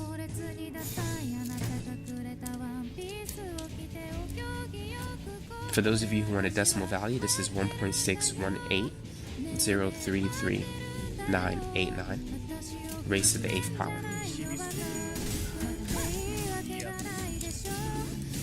So you should get 6764.935 approximately. So rounding that to the nearest whole number, this is 6465. Now let's check it to make sure that this is correct. If we add these two terms, 233 plus 377, we're going to get that number that we had before, which is 610. And then if we add 377 plus 610, that's 987. And then 610 plus 987, that's 1597. And then adding that to 987, that's 2584. And then 1597 plus 2584, that's 4181. And then 4181 times or plus 2584, that gives us 6765. This is F sub 14, F 17, and this is F 20. And so we can see that this answer is indeed correct. Now, it turns out that there's a formula where you can calculate the exact value of this number. And here it is. F sub n is equal to 1 plus the square root of 5 raised to the n power, and then it's minus 1 minus the square root of 5 raised to the n divided by 2 to the n times the square root of 5. So if we want to calculate F sub 20, it's going to be 1 plus the square root of 5 raised to the 20th power minus 1 minus the square root of 5 raised to the 20th power divided by 2 raised to the 20th power times the square root of 5. Now, you could use a scientific calculator to get the exact answer. But for those of you who don't have it, you may have to use some decimal numbers.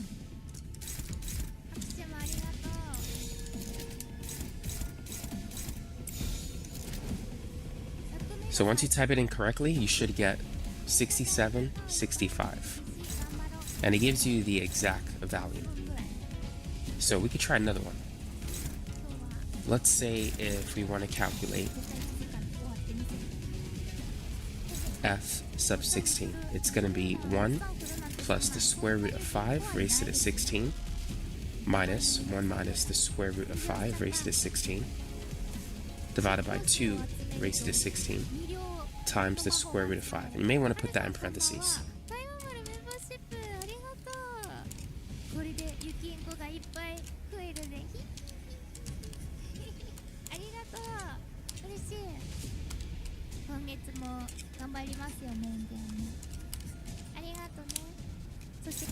And this is equal to 987, which is the number that we see here. So that's the formula that you could use to calculate any number in the Fibonacci sequence. Now there's some other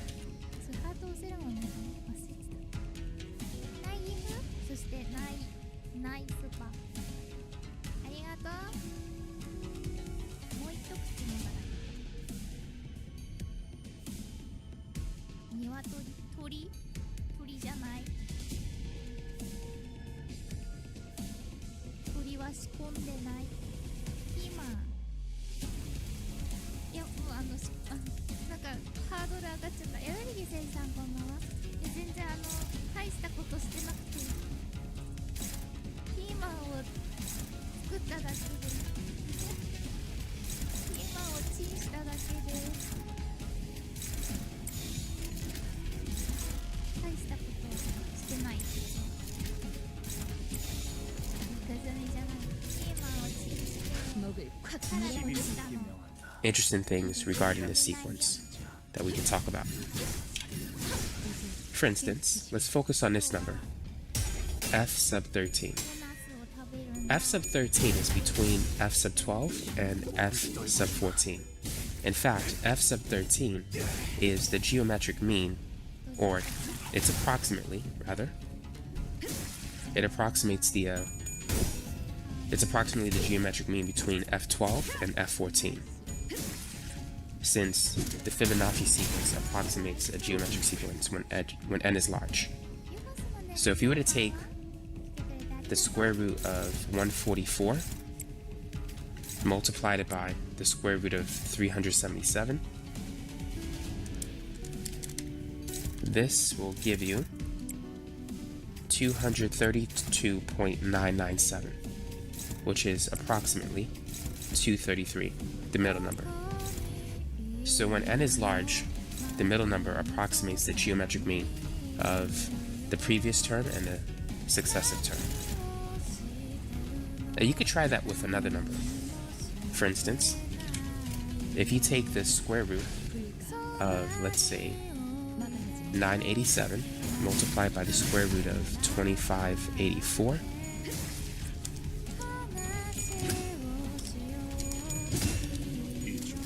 you'll get 1596.9997, which is approximately 1597. Now let's talk about how we can derive the values of the golden ratio. This number 1.618 and the other number 0.618.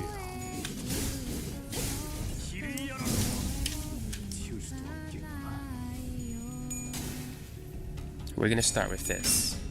F raised to the n is equal to f raised to the n minus 1 plus f raised to the n minus 2.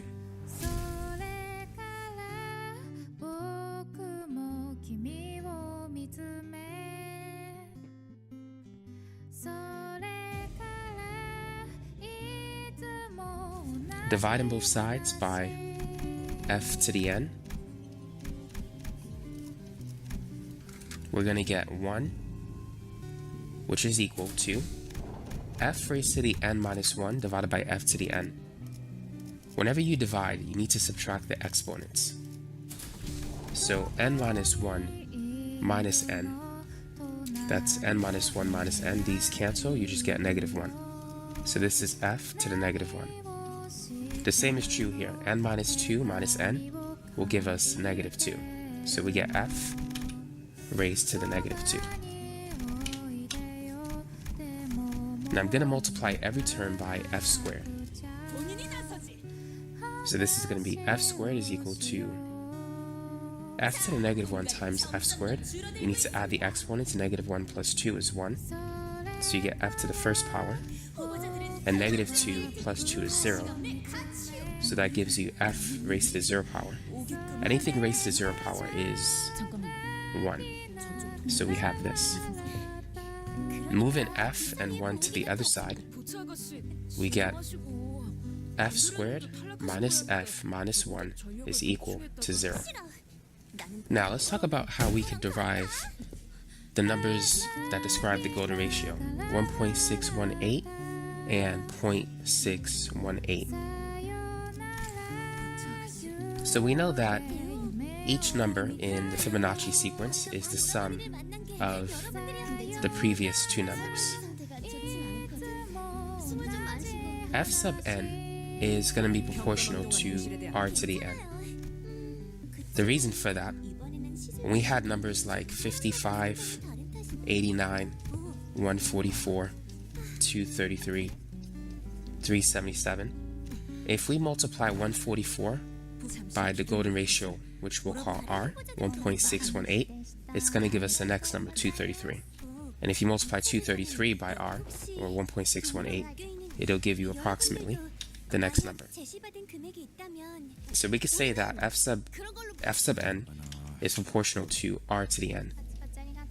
And the previous term is going to be proportional to r raised to the n minus 1. And the previous term to that will be proportional to r raised to the n minus 2. So we're going to start with this equation. R to the n is equal to r to the n minus 1 plus r raised to the n minus 2.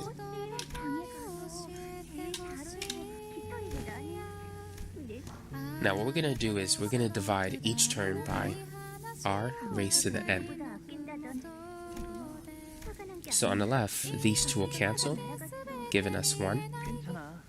Now r to the n minus 1 divided by r to the n, we need to subtract the exponents. N minus 1 minus n, the n's will cancel, giving us r to the negative 1. And dividing these two, we're going to get r to the minus 2. Now the next thing we're going to do is multiply everything by r squared. So r squared times 1 is just r squared. R squared times r to the negative 1, we need to add the exponents. Negative 1 plus 2 is 1. And then negative 2 plus 2 is 0. Anything raised to the 0 power is just 1. Now we're going to take the two terms on the right side and move it to the left side. So we're going to have r squared minus r minus 1 is equal to 0. And so what we have is an equation in quadratic form. So we're going to use the quadratic formula to get the answer. R is going to be negative b plus or minus the square root of b squared minus 4ac divided by 2a. And this is in the form ar squared plus br plus c. So we can see that a is 1, b, that's negative 1, and c is also negative 1. So it's negative, and then b is negative 1, plus or minus the square root of negative 1 squared minus 4. A is positive 1, c is negative 1, divided by 2 times 1. So these two negatives will cancel, that's going to become positive 1. Negative 1 squared is positive 1. And then we have negative 4 times negative 1, which is positive 4, divided by 2.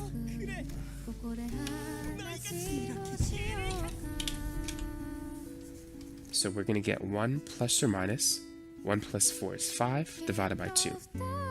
And so thus we have the two values for the golden ratio. So we have 1 plus the square root of 5, or we could say the square root of 5 plus 1 divided by 2, which gives us 1.618, and then 1 minus the square root of 5. That's going to give us a negative number.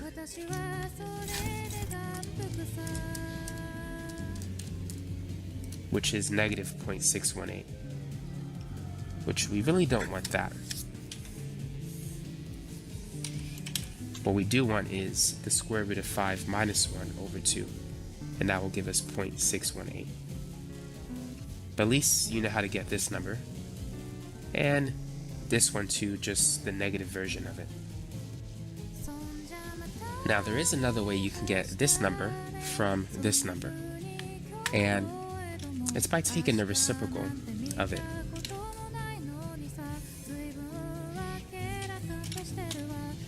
If you take 1 and divide it by 1.618 from this number, and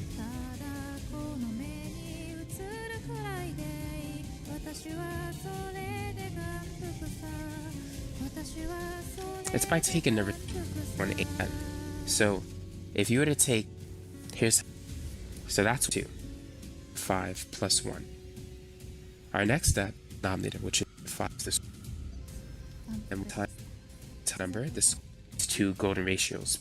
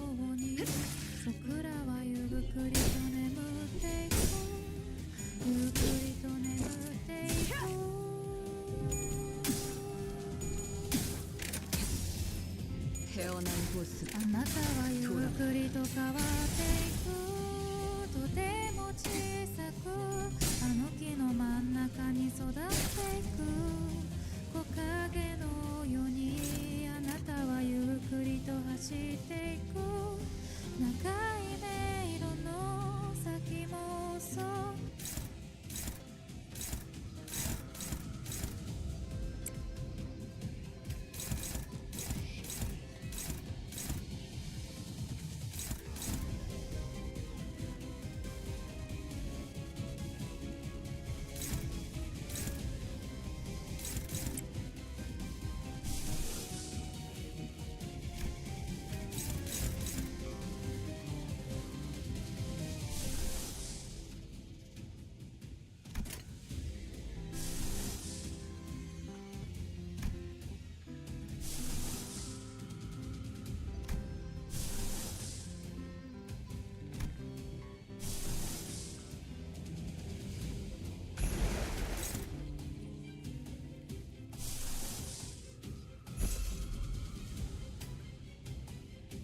アルシャーノンでした Thank you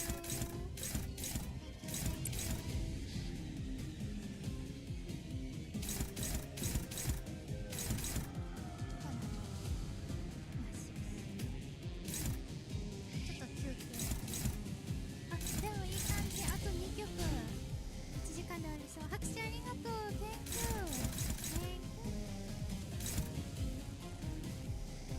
綺麗な声ありがとうねムサもアルジャーノン好きなんだいいよねいやしおありがとうございます皆さんこんばんは言ったっけ来てくれてありがとうみんな嬉しいあと20分よろしくね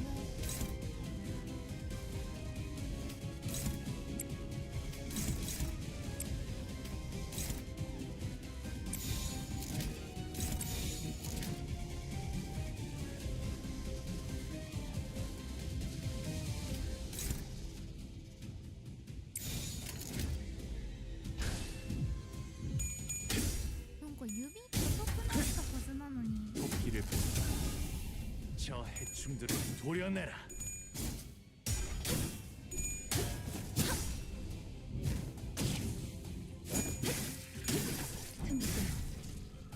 묘야.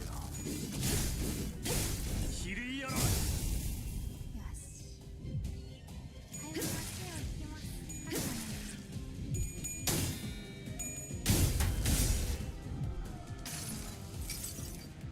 다음 세상으로 넘어가려면 자 여기구나.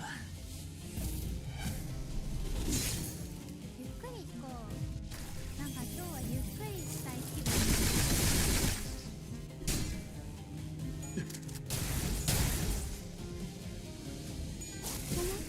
分놀랐어?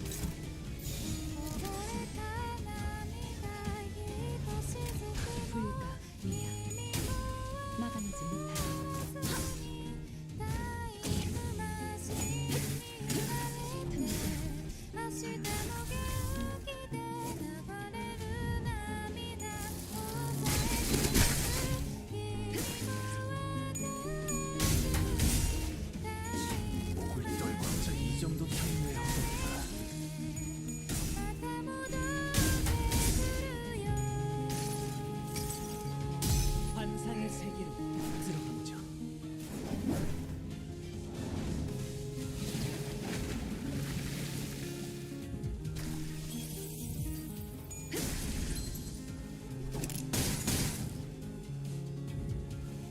살고자 하는 모든 것들과 함께 무덤으로 돌아가라. 속스.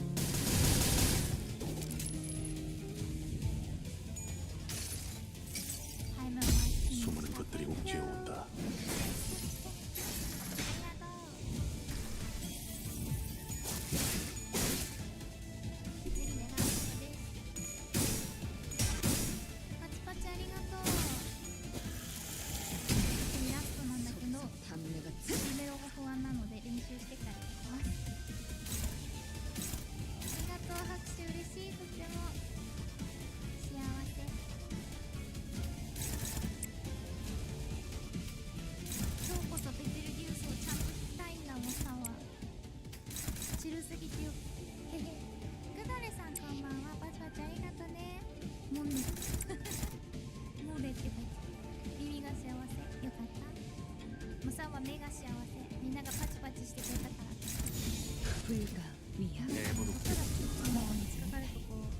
저 해충들을 이거 구현해.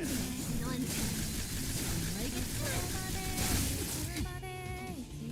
사요. 君が不安になるたびに強がるんだ大丈夫いやできるかな君が不安になるたびに 관리자님, なんか 이쪽으로 오십시오. 違う気がするんだけどラストか今来たばっかり Yes 넥스트 훨씬 흥미진진해지기 시작했습니다. 자식을 그냥! 부처님, 일단 피하십시오. 안 돼. 너는 계속 본 마지막까지.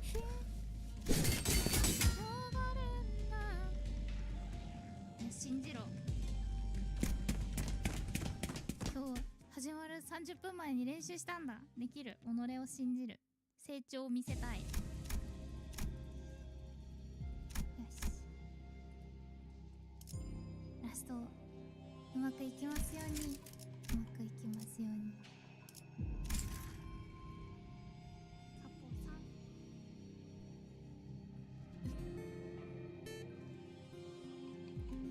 よかったら高評価ラストだから押してない人いたら押して応援してね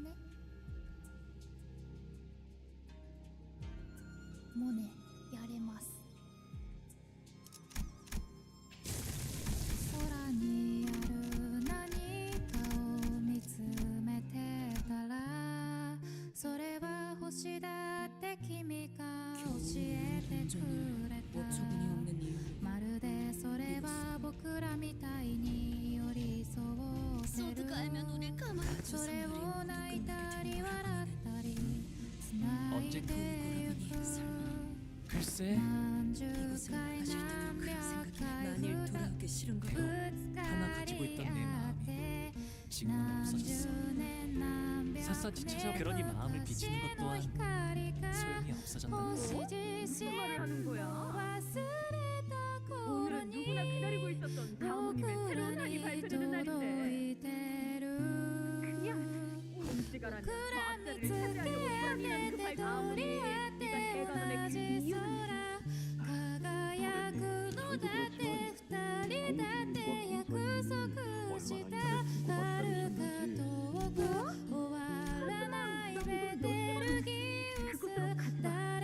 이유는 누나, 정말이야? 우리 가모니 괜찮아.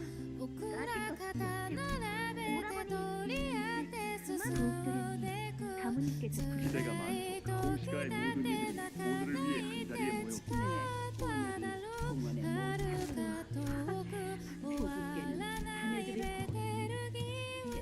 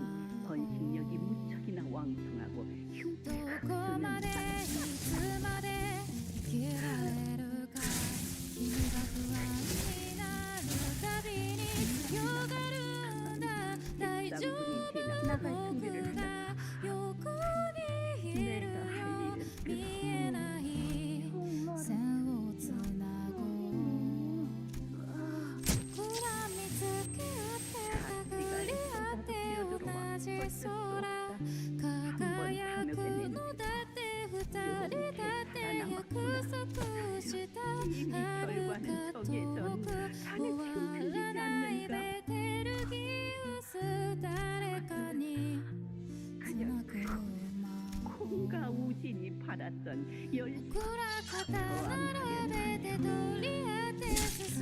마지막에는 하루 남은 것들을 자신의 둥지까지 배신하는 상처부들이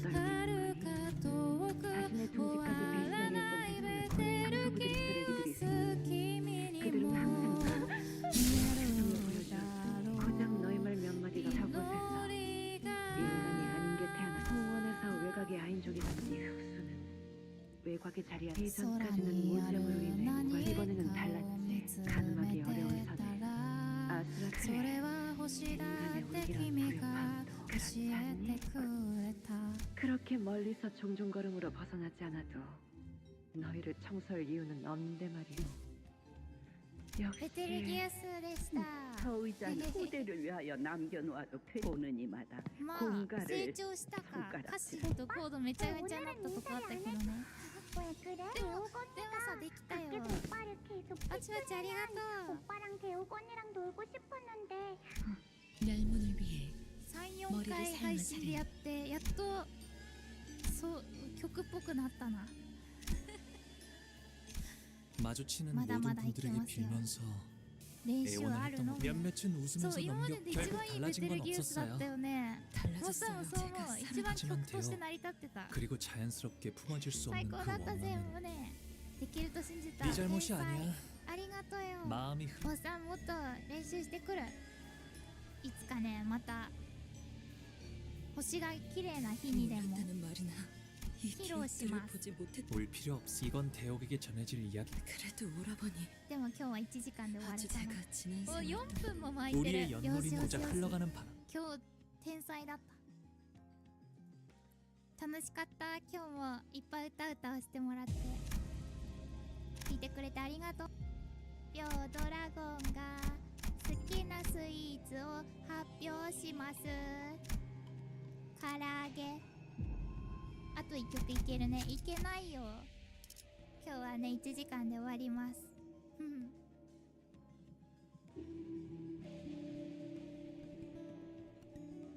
スイパラ行ったことないスイパラの存在は知ってるよベイビーは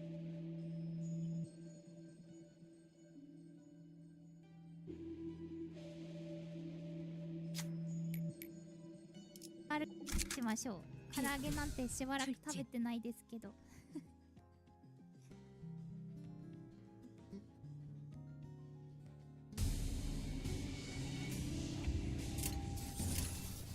まあね G コード鳴らしておけば閉まった感じするし唐揚げはデザートだから何個食べたっていい美味しいものみんなもいっぱい食べられますようにご飯に困らない人生でありますようにモッさんは今日はそうお祈りしました5か5です言うのスイートチリソースはもう名前がスイートだからいけるね 목을 떨구주마. モッさんもこれから美味しいご飯を作るのでおいとまさせていただきます実家に帰らせていただきますじゃないけどこの世界に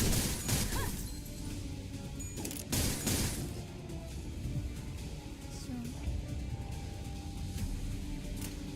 終わりますかここが実家よここを第2の実家とするキャンプ地とする水なくなっちゃったよ水じゃないの世界にある明日はなんか公共料金を早く払いなさいという指示が来たのでお外に出てみようと思います応援してください 조련내라. 묘야. まだなお外出るのも虫とかいたらどうしよう 제가 팍분 そうでしたずっこちょっとありがとうたくさん食べてね今日もありがとうむっさんもありがとう来てくれて 먹을 물어버리자고.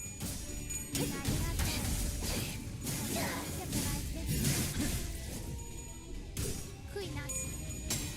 もう悔いなし。どんなに寝ても。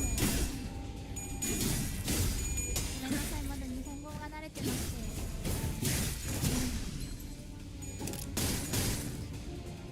ゆっくりお休みくださいね。もしゆっくりお休みにいい夢見てね。3D まだなのに悔いないの。あ、確かに悔いあり、悔いあり、悔いありでした。悔いあります。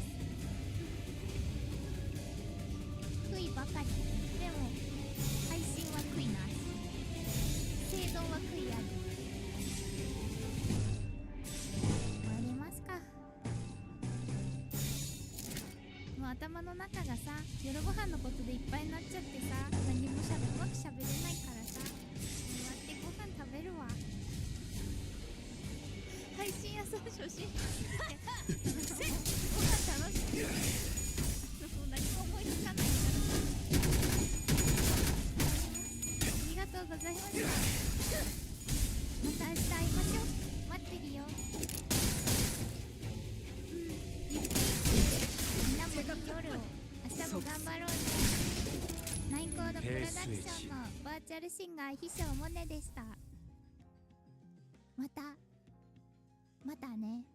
なんだっけ。あ、おしまり。Goodbye, see you again. アンニョン。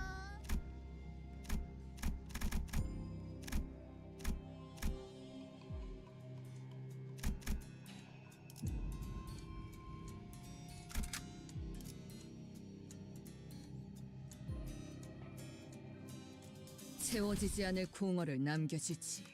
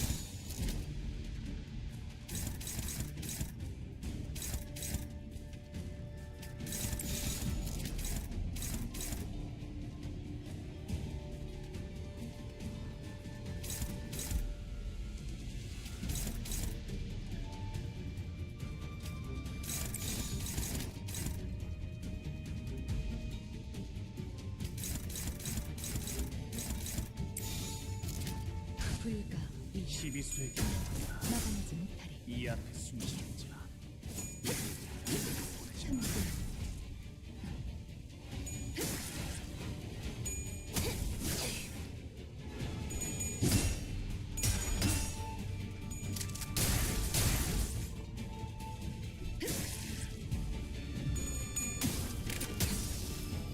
태어난 곳으로 돌아오라.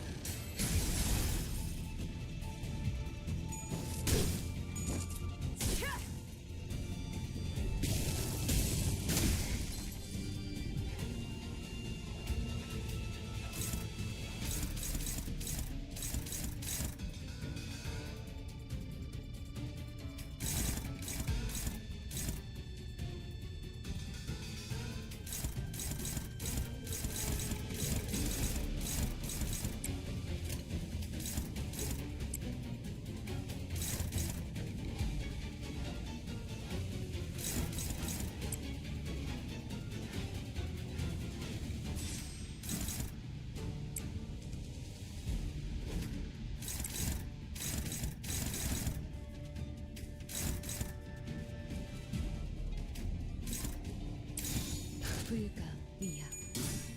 막아내지 못해.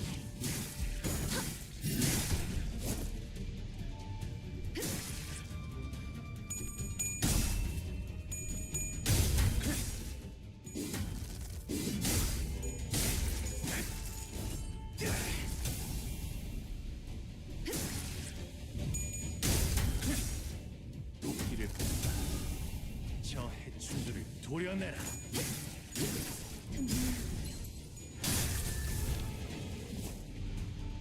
묘야. 길을 열어. 쏴야 할 때가 왔고.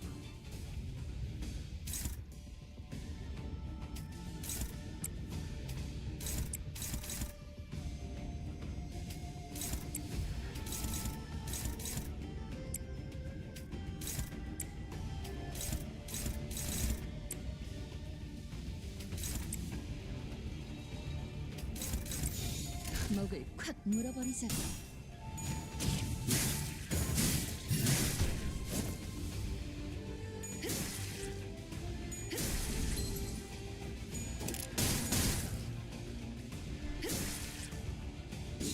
목을 떨고 주마. 넌 힘을 틔울 수도 없겠구나.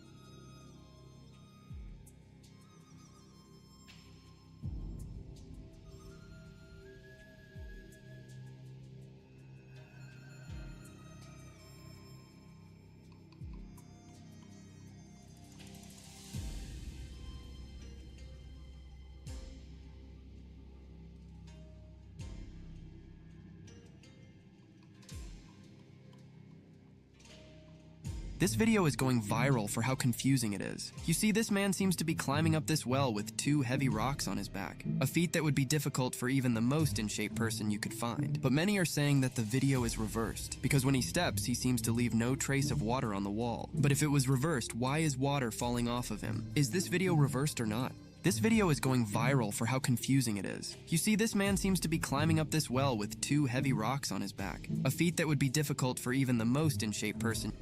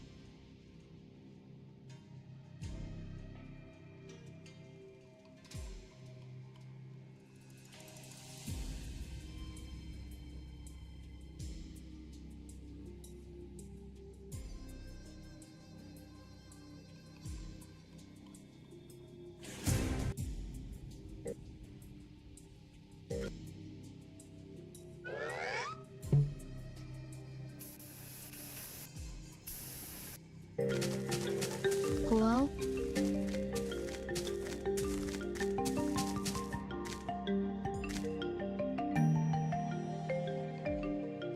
I think everyone might be AFK. Makes sense.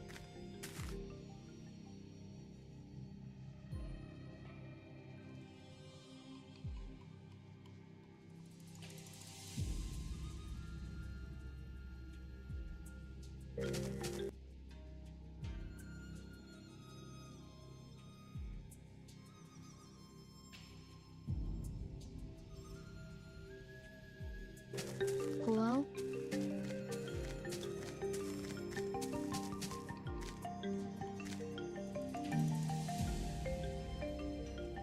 I think everyone might be AFK. Makes sense.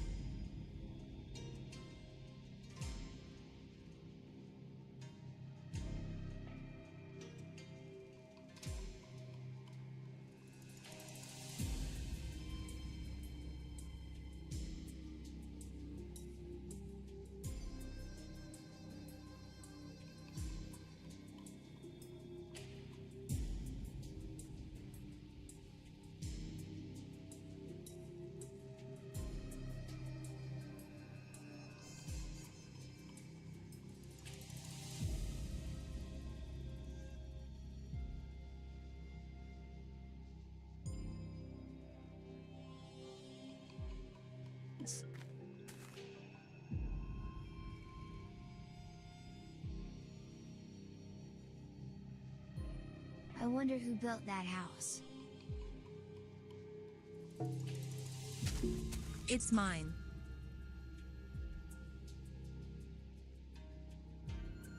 For the first time, another player had spoke on the server. Surprised, Cole responded with, Oh. Can we come in?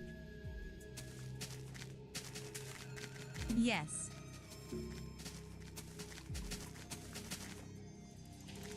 I see you. player and maybe even make a new friend. Hi.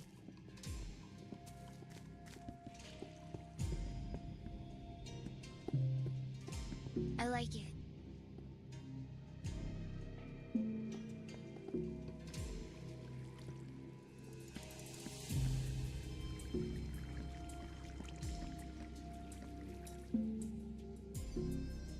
Where's everybody else?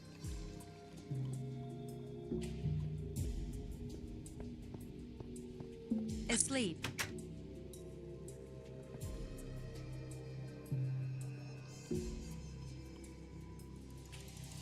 But why is it still nighttime?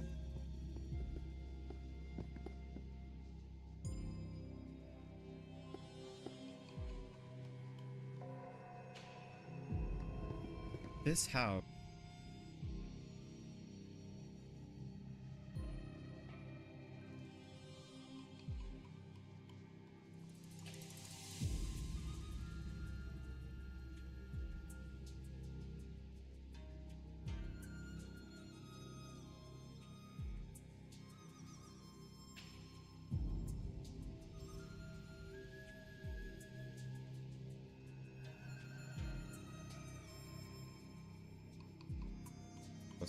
Isn't normal, and this player is just as suspicious. If you didn't catch it at first, the chests in this house are completely glitched, and the furnace is lit, even though it has nothing inside.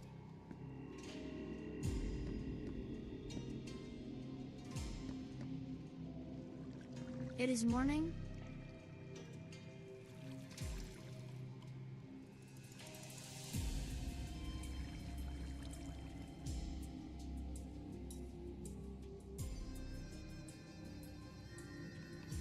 Don't be rude, Matthew.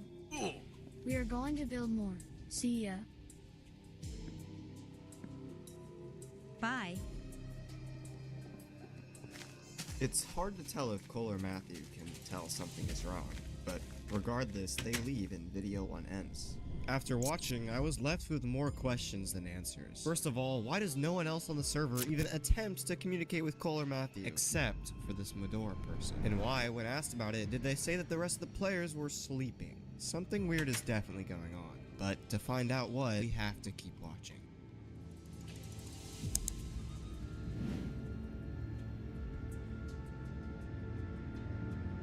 Matthew isn't gonna be on for a bit. He is at school. But I want to surprise him with a finished house before he gets home. Cole, wanting to do something nice for Matthew, decides to work on the house by himself and surprise Matthew the fully completed house when he gets home from school.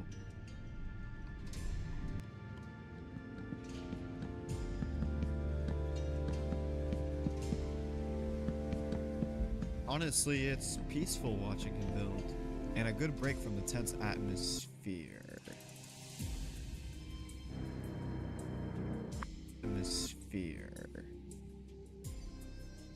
And a good break from the tense atmosphere. I see you.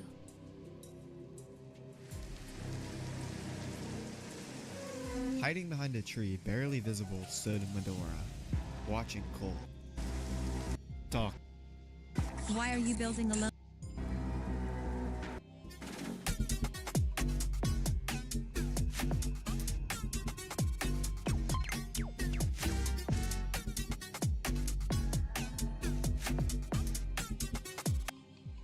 Is he at school? Yes. How did she know that?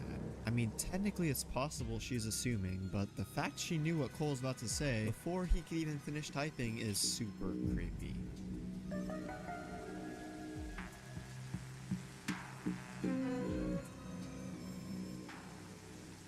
I need to build him a castle later, but if you want, you can start on it.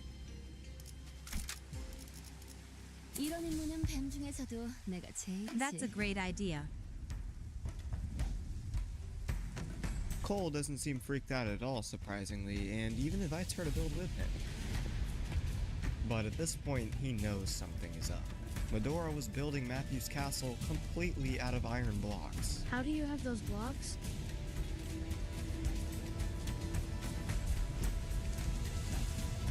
I just have them on me.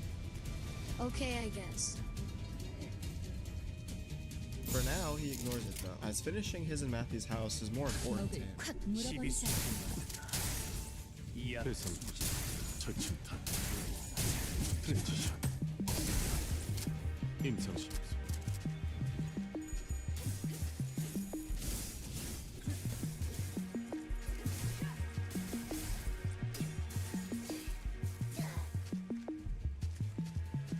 Cole, returning with some more blocks for the house, realizes Matthew's castle was almost done. He was sad though because he didn't even get to help out. Well, I didn't even get to help.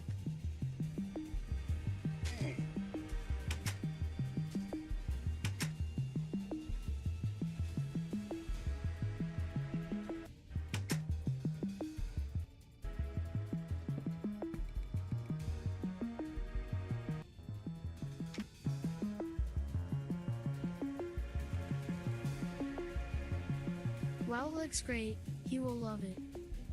It seems like he was going to say something else right there, but then he decided not to. He then heads back inside and finished going to say something else right there, before ending the recording. In video, we learn a couple of things. One, Medora, the player with the weird house, was watching. Feels some sort of resentment toward. Have that covered, it's time to delve into video 3.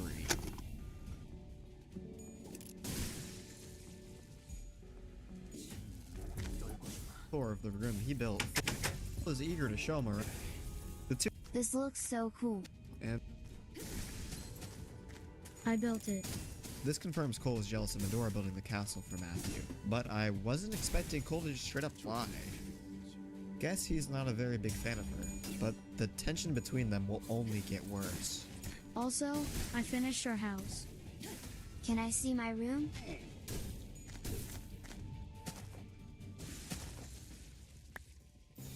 Yes, of course.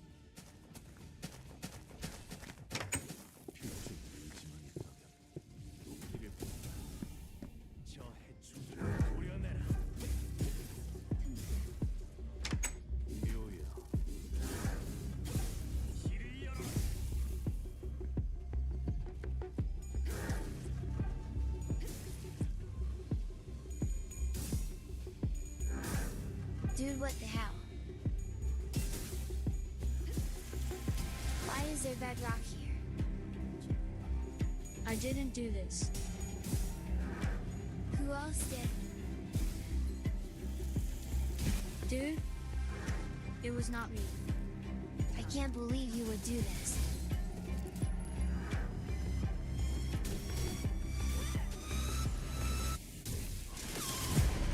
You know how I feel about this kind of stuff.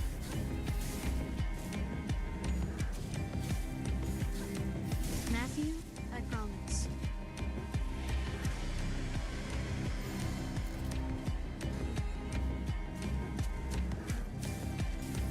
You ruin everything.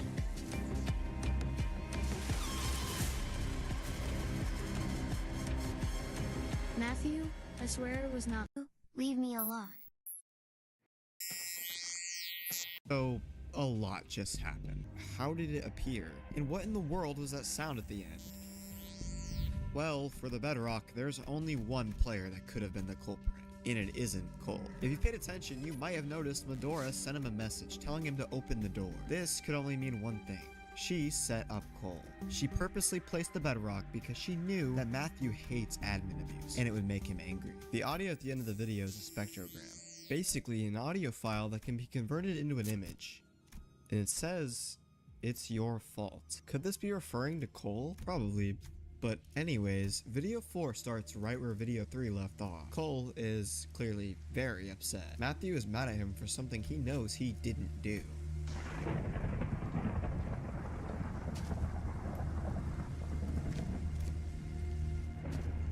He starts walking over to a patch of gravel in search for flint. And then breaks a part of Matthew's castle for some iron to make a flint steel.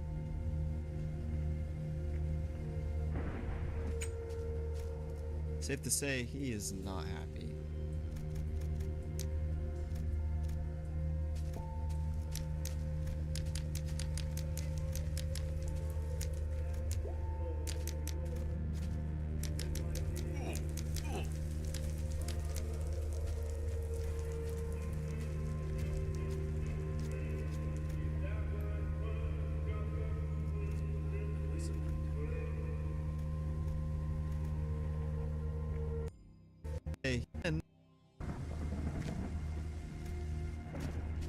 He starts walking over to a patch of gravel in search for flint. And then breaks a part of Matthew's castle for some iron to make a flint steel.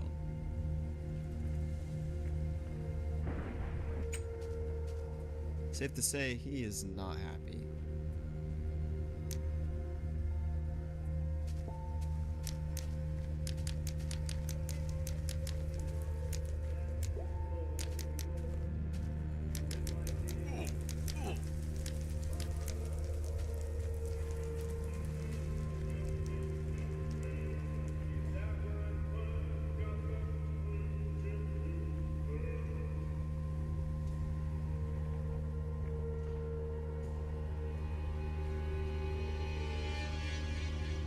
After watching his build completely burn to the ground, all that's left is the bedrock. The bedrock he did not place.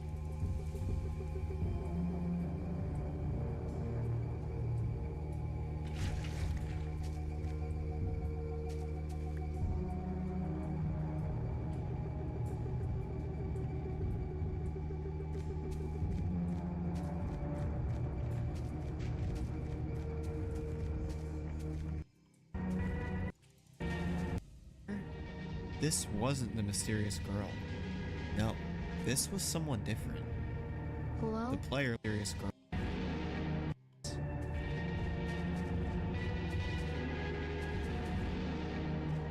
Another player? The same cave player he stared at in his.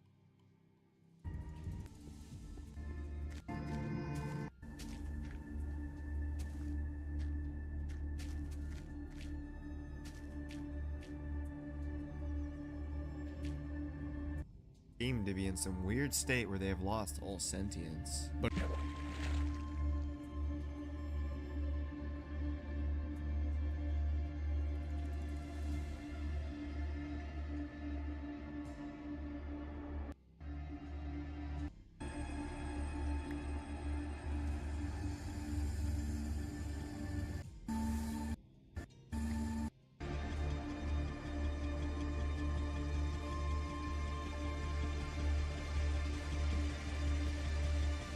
Why?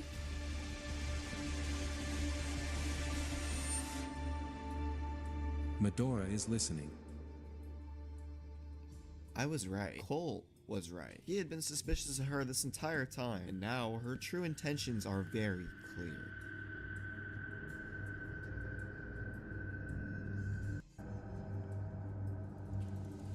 What are they doing?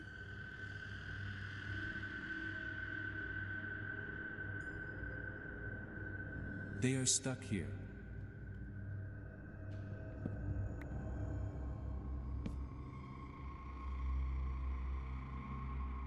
Can they see us?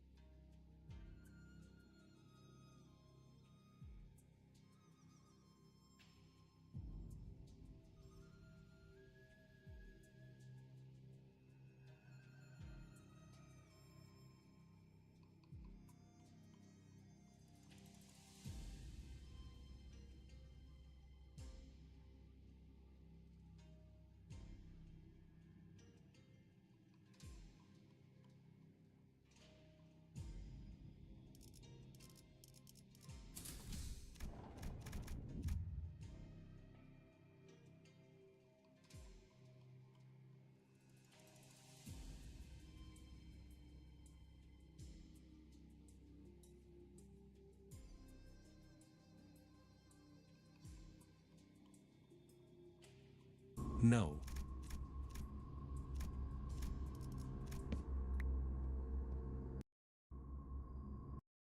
Or as some sort of admin privileges allowing her to access story so far. Medora either owns the server or has some sort of admin privileges allowing her to access creative mode, which is proven by the stacks of iron blocks she must have used to make Matthew's castle. And of course, the bedrock. Somehow, she's able to control these players into mining bedrock which can't be broken, basically meaning these players are mining forever.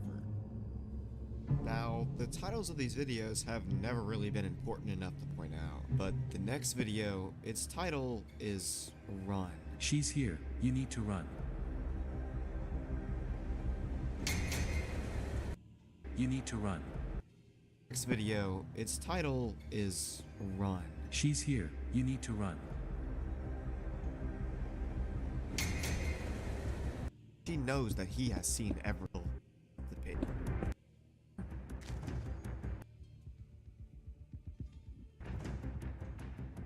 What was that?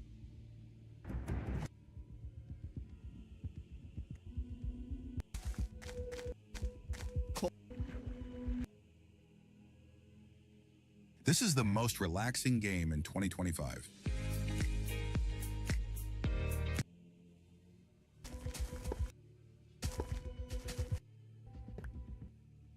Something went wrong. That assumption leads us perfectly into video 6, titled Supernatural.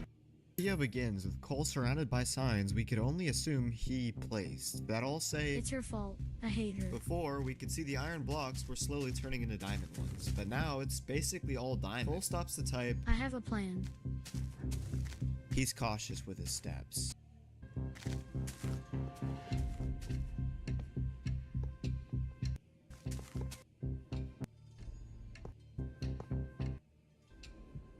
Right now.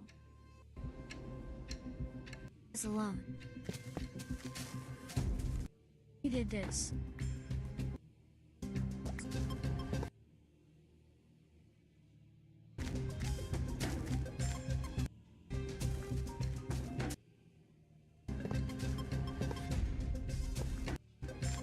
Go away. Leave us alone.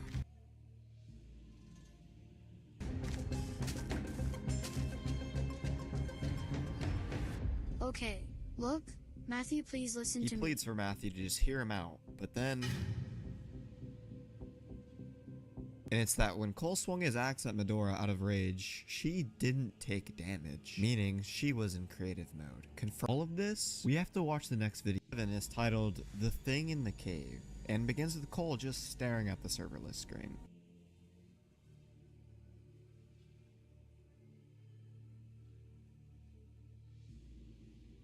He hesitantly joins the server, and soon after, Medora logs off.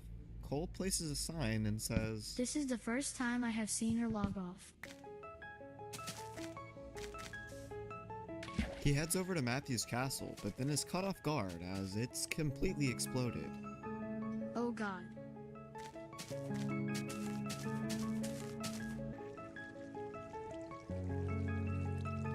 She did this. I know she... And just watches the castle. Whispers.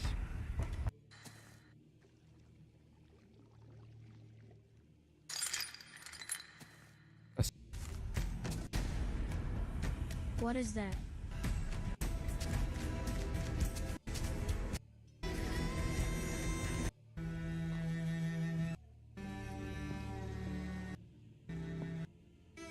Medora, if you are listening, I am not afraid.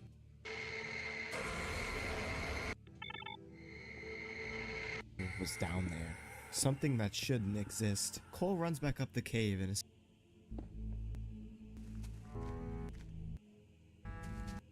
I need to in this video. Matthew out of here.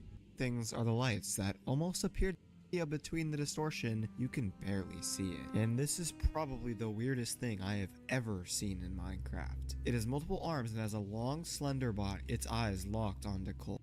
Problem. He said he had a plan earlier, but the only thing we could do is watch the last video. Instantly, I noticed Cole doesn't have the same skin as before.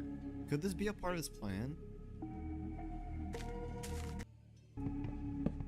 So that she does not notice me. I have a plan.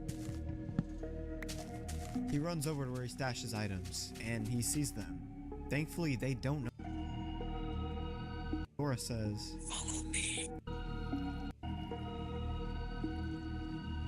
Bad news, and follows behind them.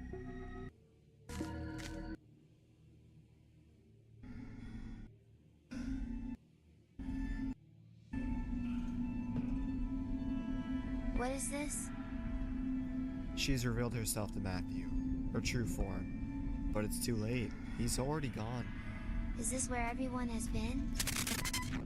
You can't save them. No, I can't. Cole sprints out of the cave. Like he said before.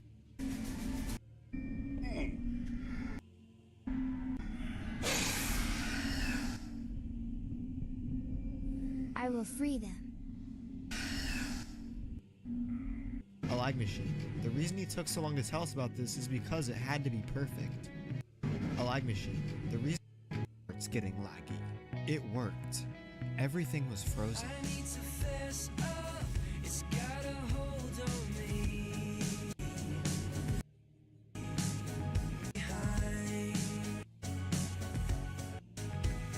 Matthew, sorry for leaving you. Now Going, wanting to have fun. She took that from him.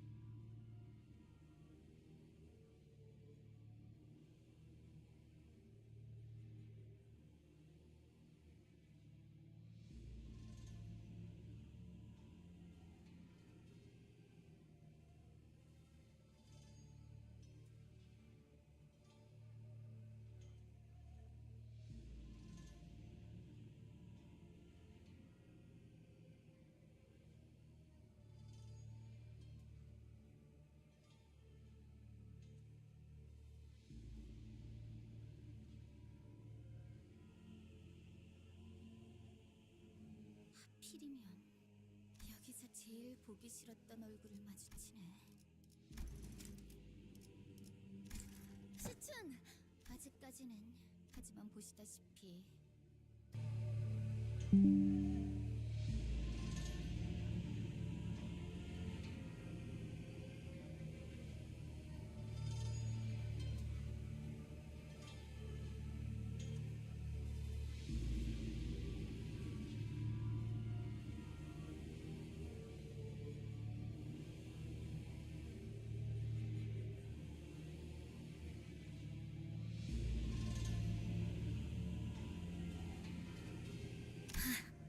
이 정도면 창고 구석.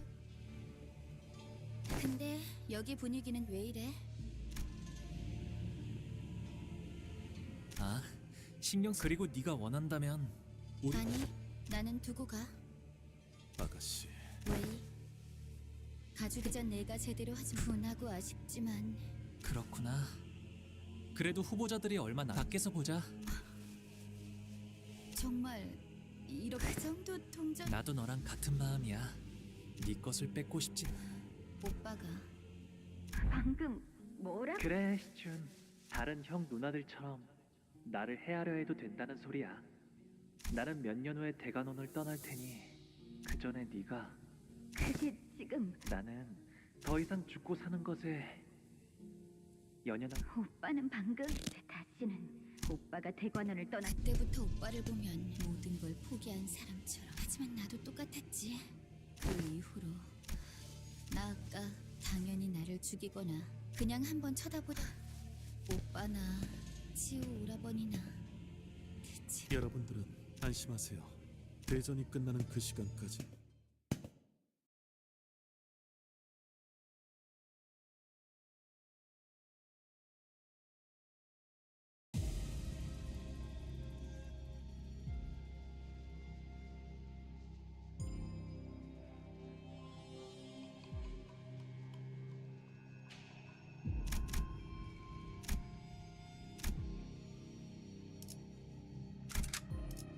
이런 임무는 뱀 중에서도 내가 제일이지.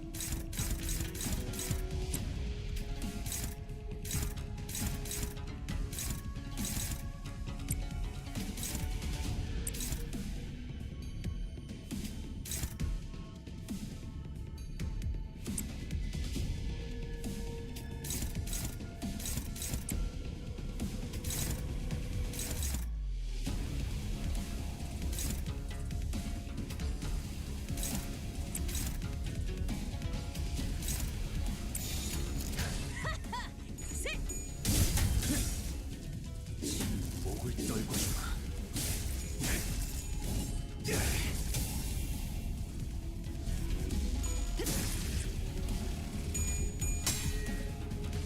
이좀 경관.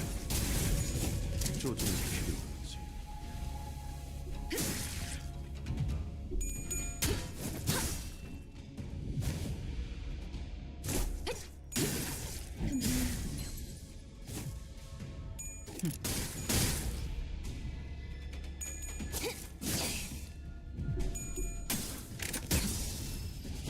태어난 곳으로 돌아가라.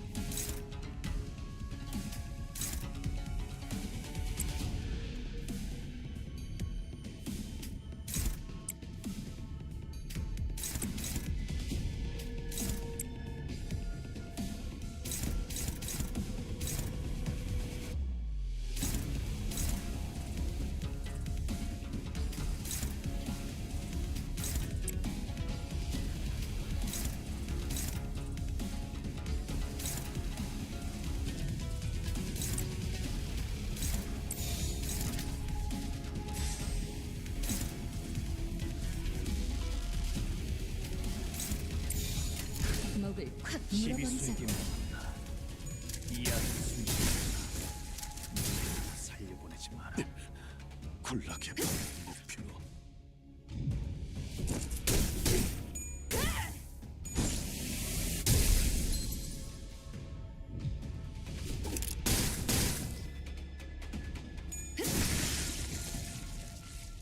토끼를 저 해충들을 도려내라. 지식에 묘야, 길을 열어라. 넌 품을 틔울 수도 없겠구나.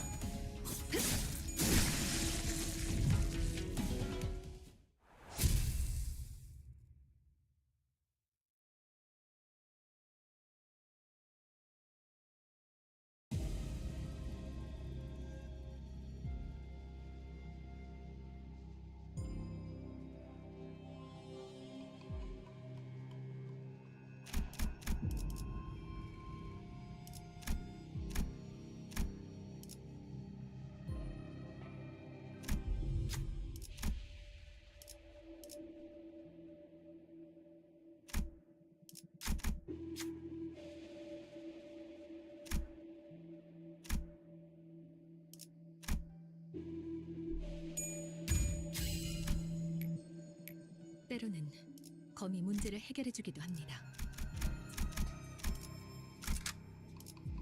내 명을 들은 시비수 결집이다.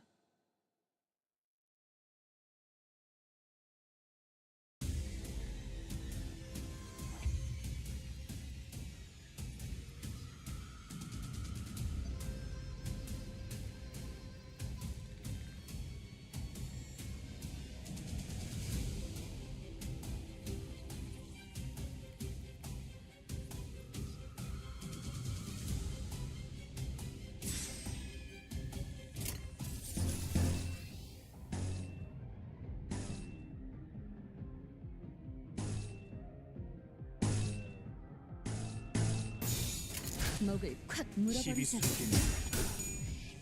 태어난 곳으로 돌아가자.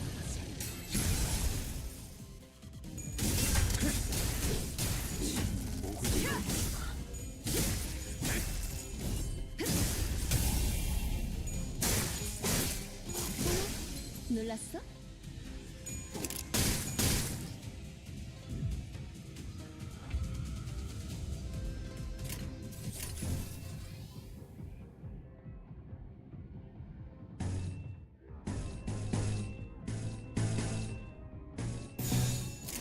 사고될 시간이다.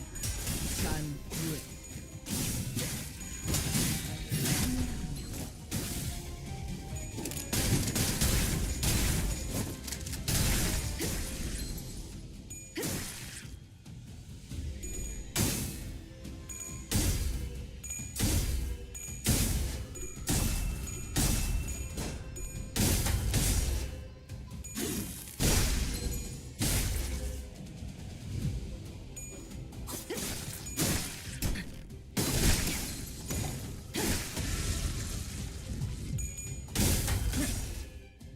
도끼를 보내라. 저 해충들을 도려내라. 묘야, 길을 열어. 숨을 틔울 수도 없겠구나.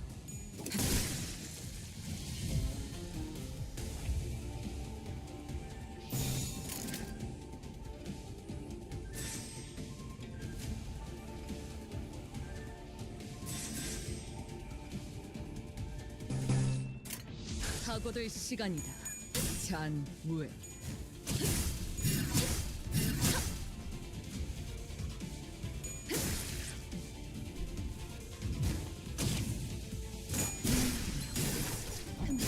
이제 깨우치시겠.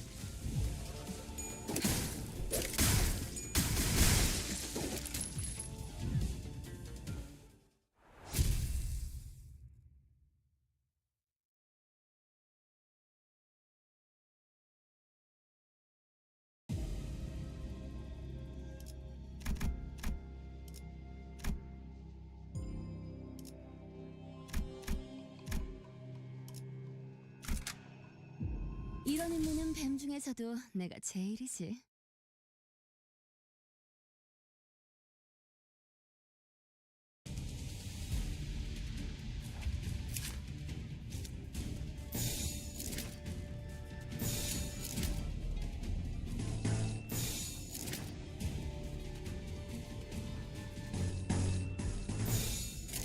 불가 위야.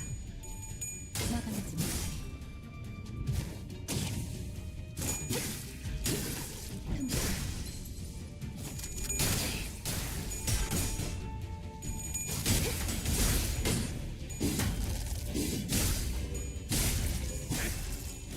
이 정도 탕류의 허덕이나.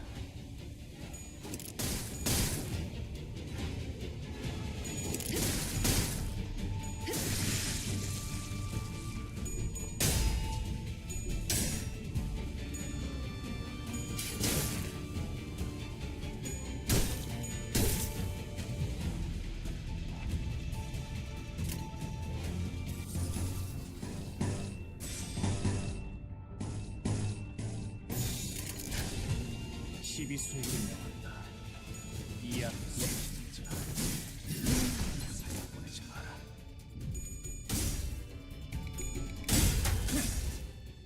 도끼를 꽂아. 이 정도 탕류의 허덕이나.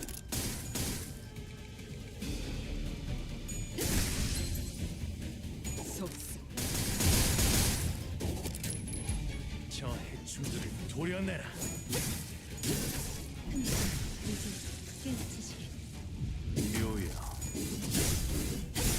길을 열어. 숨을 틔울 수도 없겠구나.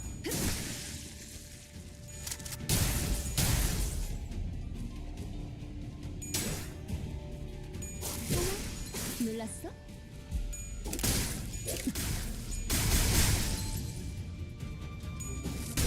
그걸로 제가 봤군.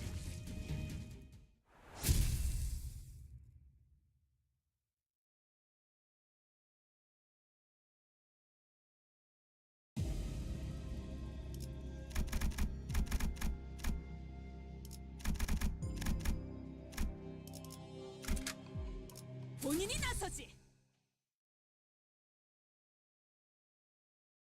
이제 정말로 얼마 남지 않아 말하는 사이에도 두 명의 왕시가가 동전을 잃자마자 사시가가 머리를 그대로 내리쳐 그리고 1위는 저기 있다! 잡아! 어차피 같이 오는 우리가 상대할 수 없어! 가복이라도 잡아!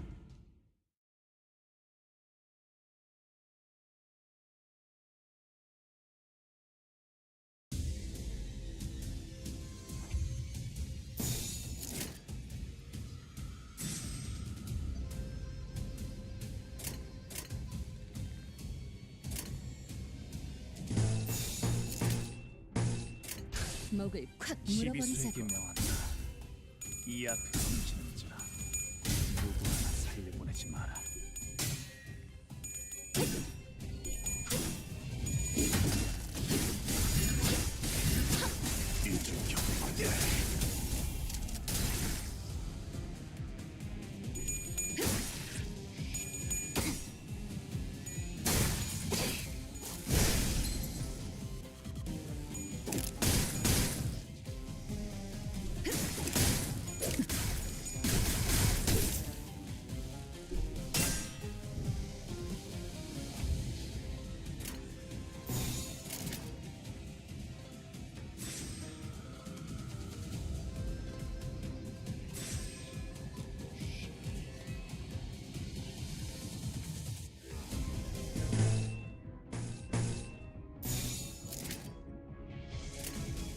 불가 위압 막아내지 못한 고작 이 정도 탕류의 허덕이나 복귀를 저 해충들을 도려내라. 이제 깨우치시겠. 묘여 길을 열어라.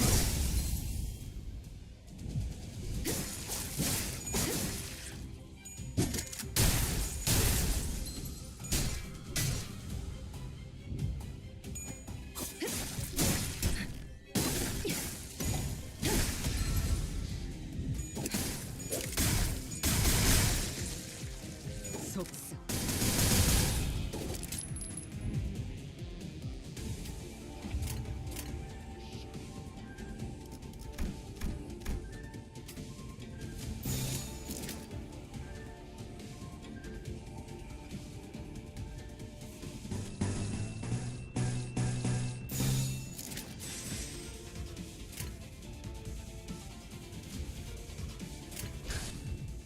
필출 의지만 있다면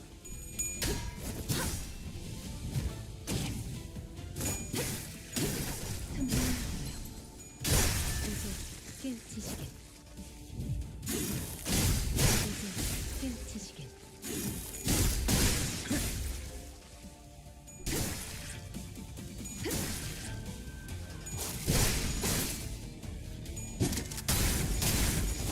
조준이 필요하지. 오늘 제가 받군.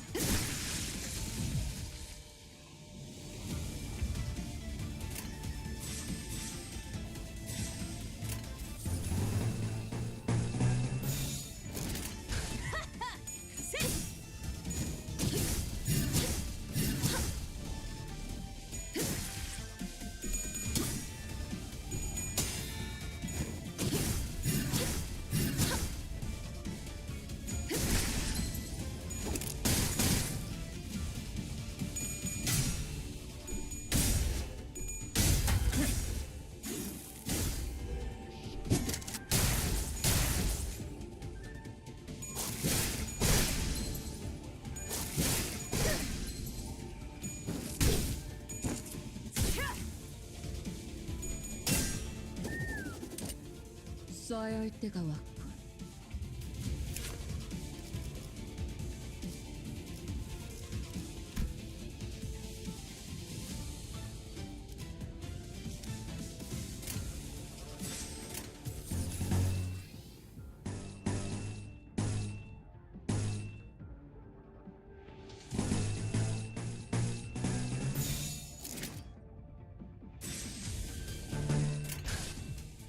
필중 의지만 있다면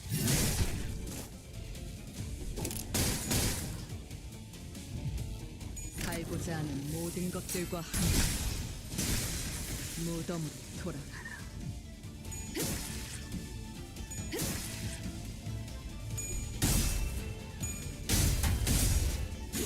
고작 이 정도 탕류의 허덕이나.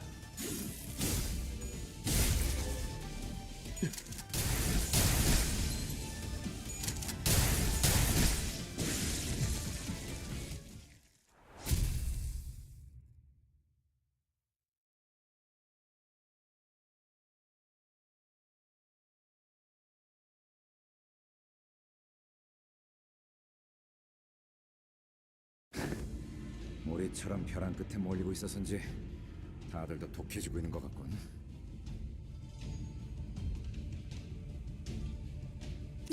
기왕 이렇게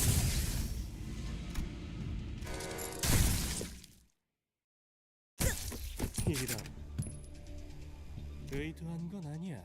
용서하시게. 네, 정확하게 대욱 씨, 그런 눈으로 보자 잊으셨나요? 너와는 다르게 그렇게 따지면 숨이 너무 오래 멎으면 그리고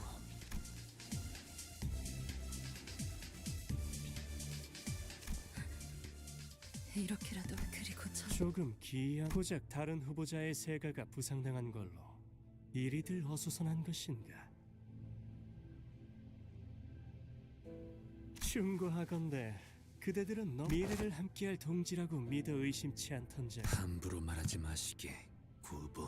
우리의 과거는 그렇게 그래, 어제도 그렇고 이젠 땅을 쳐다보지 않고도 잘 말하게 되었나.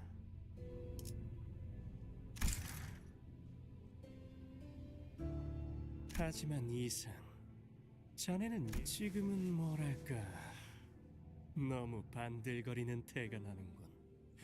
아무렇지 않게 새 친구의 앞에 나서는 꼴이 딱 그래.